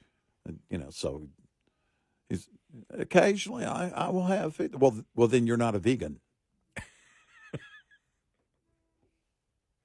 Imagine getting to that position in life, and you're that position in life, and people catch you. That's the whole thing. Being a hypocrite, and it becomes a major issue. Something like that. That's the whole thing. Is that fishitarian is a made up phrase from some girl on TikTok. It's not a real thing. So stop. You're not a vegan. Stop it, Bill. 866-90-RED-EYE. Brought to you by Hot Shot Secret. Hi, I'm Jen Loomis, a transport safety expert at J.J. Keller, and I'm here to share a tip on speed and space management. When driving, you need to manage the space around your vehicle so that there's enough space to allow you to adjust when traffic conditions change. The space ahead of your vehicle is the most important and one of the easiest to monitor and adjust as needed. One rule of thumb is to allow at least 1 second for each 10 feet of vehicle length at speeds below 40 miles per hour. At greater speeds, add an additional second. It's impossible to keep other drivers from tailgating you, but there are some things you can do to make it safer, such as increasing your following distance, avoiding quick lane changes, and slowing down. There are also several things you should do to ensure that there is plenty of space between the side of your vehicle and other vehicles. Don't hug the center line, avoid hugging the right side of the road, and avoid traveling alongside other vehicles in strong winds, especially crosswinds. This tip was brought to you by J.J. Keller and Associates. Visit us at jjkeller.com. We'll be right back with more Red Eye Radio with Eric Harley and Gary McNamara.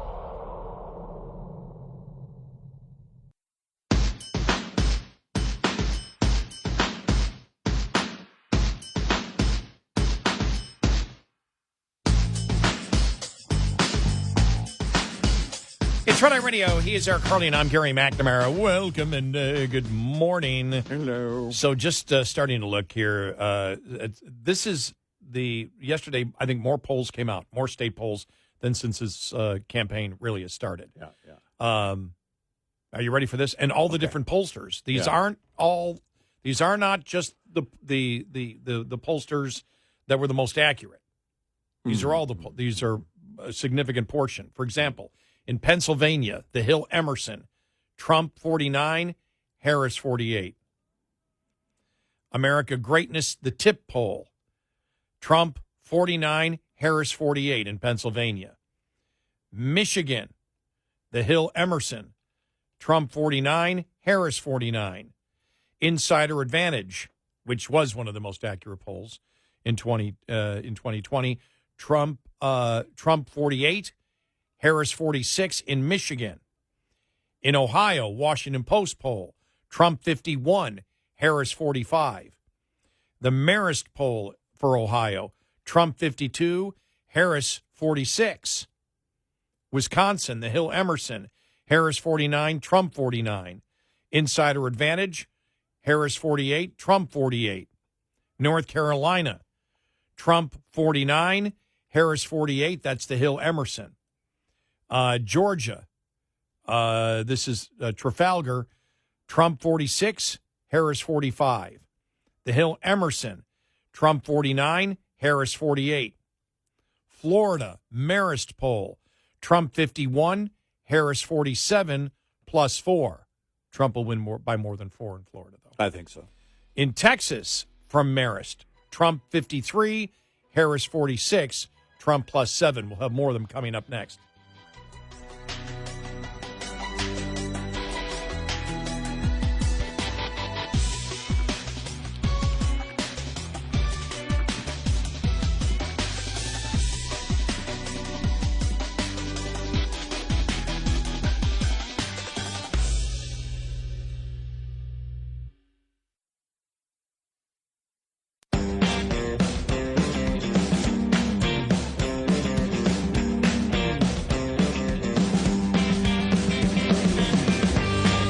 On our website, RedEyeRadioshow.com. Show info with stations, podcasts, and more. Red Eye Radio.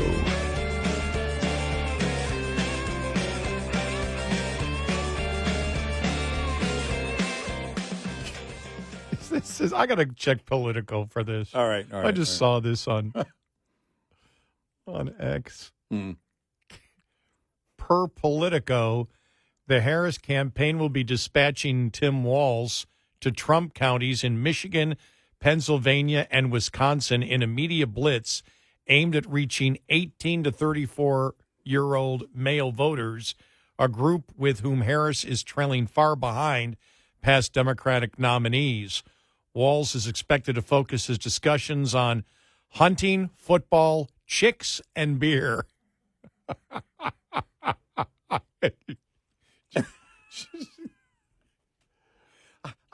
That may be true. I don't know if the last line is accurate.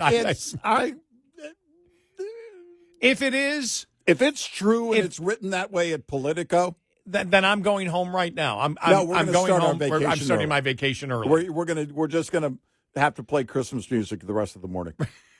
I'm here at Politico now, and I'm just. Oh. I'll have to find this. I'm desperate now to find this. I know, so am I. I was scanning X just before we went on the air, and I saw that when I go, well, it's not verified. I go, well, I'll simply say that, but I have to read it. All right, hold on a second.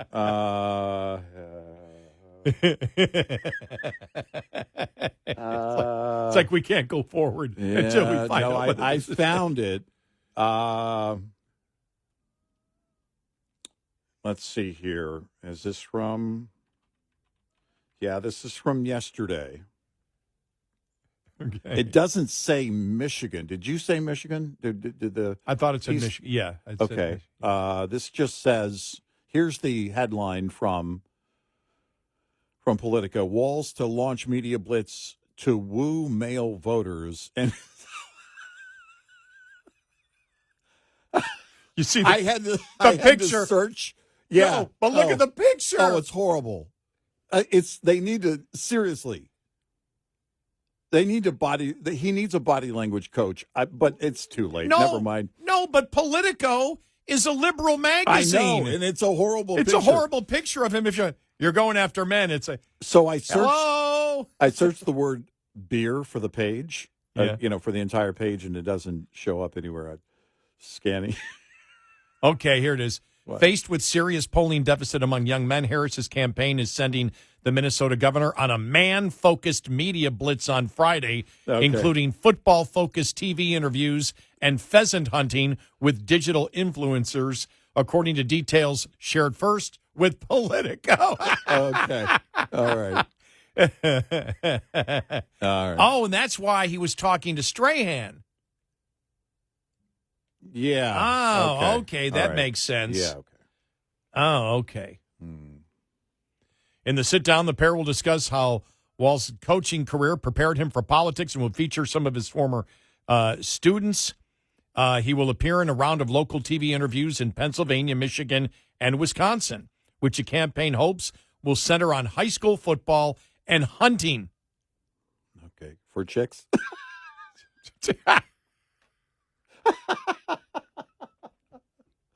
Oh, okay. Yeah, no, it doesn't say chicks or beer anywhere in this article that I can But see. I'm scanning through the article. I got to see what, because I didn't think it was going to. I didn't think it was going to say football and pheasant hunting. Well, that's a valid point. Seriously, they're going to be hunting for chicks, right? But even as some Democrats had hoped, Waltz, a former teacher who has strong ties to labor, could help Harris connect with blue-collar voters. That hasn't necessarily worked. Yeah, I wonder why. Look, hey, refer to the picture, Politico, that you posted with this article. Wow. Okay, the chicks isn't in the article. No, I I did a search, and it's not there, unfortunately. But I think you can make the case for beer if you're going to talk football. Well, she drank beer. Yeah, she drank beer. That's true.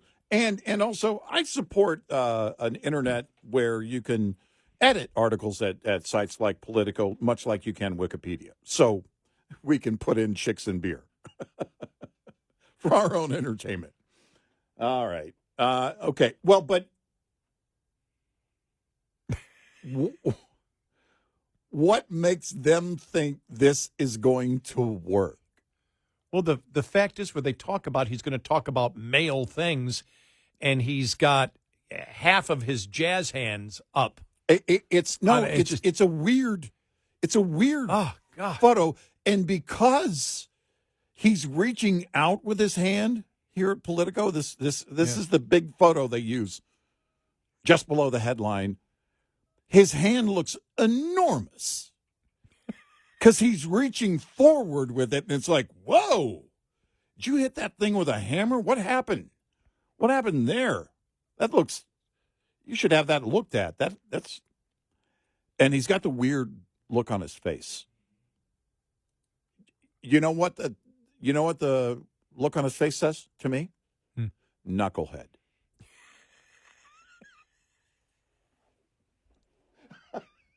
I'm not wrong. And I'm almost a third serious about that. Almost a full 33.3% serious about that. I'm about 33.1% serious about that.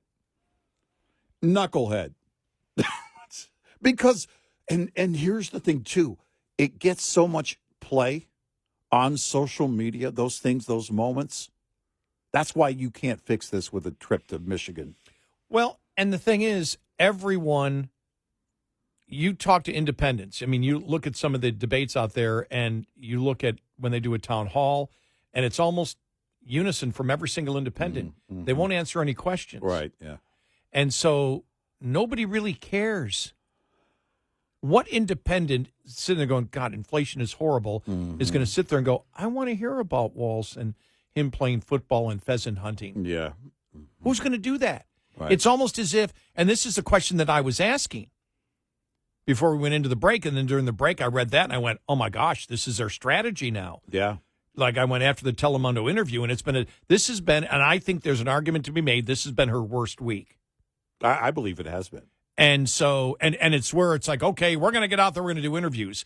Well, now is it going to be, we're going to send Waltz here to the, to different states to talk football and hunting. Yeah. They're back now to, he's a masculine testosterone kind of guy. Yeah. They flip-flopped on his masculinity. Yeah. Yeah. It's. By the way, looking here, we were going over the toss-up states. And, I got them here, yeah. And the battleground states earlier. So when you go to RCP and you look at things, and they have, when you look at those battleground states and you scroll down, and they have a map. So the map is there. It's an interactive map with the states, and on the left is the 2024 RCP Electoral College map that includes where they are right now.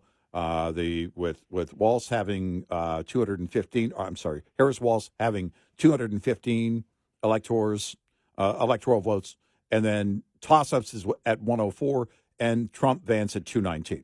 Then if you go to where the poll, basically applying how the polls are trending now in those states with no toss-ups, on the right, the interactive map has Harris Waltz at 242, which I think is heavy, and Trump Vance at 296, which I think is 10 light. I've seen in my math, I've had it in my head only because I've been looking at these. If he takes Wisconsin, Trump, he goes to 306. I've had it in my head somewhere around 305 on the electoral count. So if he takes Wisconsin, he's at 306, not 296, and that puts her at 232. And what's interesting is this has changed. It was at 281 at the beginning of this week. The no toss-up states interactive map at RCP. And it's almost a given. If you know how these work, when things are trending one way or the other, they apply how that's trending over there. But I didn't buy it to begin with. And the internals, we know that we're hearing more and more that the internals aren't looking good for Harris. But you look at this here and you apply Wisconsin, and right now it has, with the no toss-ups, Pennsylvania going for Trump. Again, you just, if you know how to read into this, Pennsylvania and Michigan both leaning Trump basically is what that means based on the latest polls that have dropped this week. And Wisconsin right now, she's still leaning, but it's I think if he gets Pennsylvania and Michigan, he gets Wisconsin, just like 2016, and he gets 306 on the electoral. And just to finish some of the state polls out there, because Arizona, Trump versus Harris, Trump +2. Nevada, the Hill Emerson, Harris 48, Trump 47. And that's really it. She's only up in all those battleground states in different polls, not just we're not talking Trafalgar. And, Trafalgar is part of the polling here. I think they were at 2 or 3 of them in here. But the majority is like Marist, Hill, Emerson, let me see, Washington Post, Insider Advantage. They're one of the most accurate pollsters. American Greatness Tip. A variety of different polls. Harris leads only in one, and that would be Nevada, 48-47. Those are the latest polls, state polls from yesterday. What was the other one I thought was interesting? Trump in Montana. Oh, yeah. 57-40. Tester is down by, is it 9 in the latest poll? Oh, yeah, on the Senate? 8. He's down by 8 in the New York Times Siena poll. Yeah, it's over. I don't know how you overcome that. That's a huge deficit, and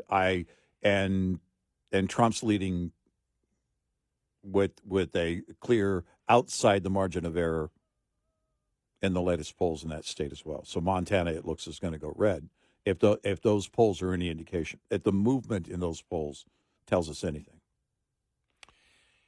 Here's the thing in the polls, and I haven't seen anyone address. Maybe somebody has. I haven't seen anybody address it. Is that what about the excitement level, turnout level? How does that affect the legitimacy of the polls here? I said this a few weeks ago. I've said it before, and there was, I think they knew this when Biden was still in. They knew the down ballot. The Democrats were extremely worried about the down ballot. They were talking about it openly. I think there still are, and I've been saying this since right after the convention, the Democratic National Convention. I believe they still are, because people will say, and I said this before a few weeks ago, people might say something to a pollster. No, I'm voting for her. But her being able to motivate them, because there's a difference.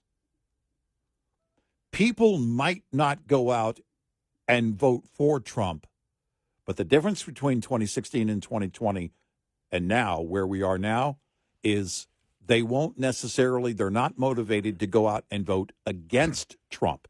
And that's the big deal. Right there, that's the tipping point.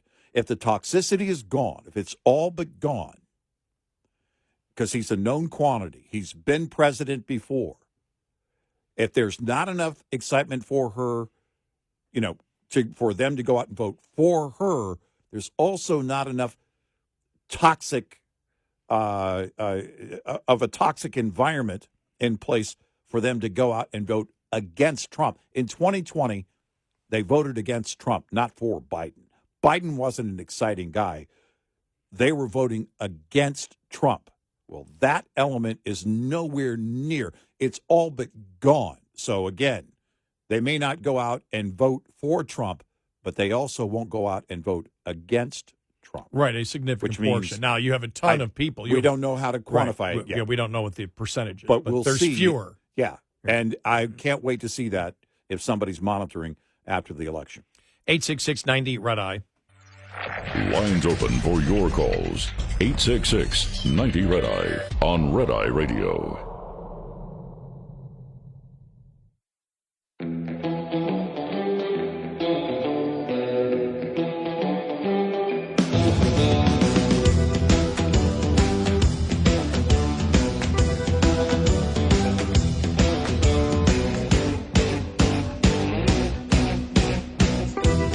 It's Red Eye Radio. He is Eric Harley, and I'm Gary McNamara. All right, with the election just a little over 3 weeks away, what does the American public, how do they view energy? This is really interesting because it shows you one of the problems that we have. Yeah. That Americans, a lot of Americans, don't think. Yeah. Because they answer it absolutely right on one end. Mm-hmm. And then the follow-up question, which should be only in one direction, is in the opposite direction. Yeah. It's like, has anybody ever told these people, do you actually understand about electricity? Do you understand where the costs come from? Do you understand, the consistent forms of energy out there? This is just, it's wild, wild stuff. It really is.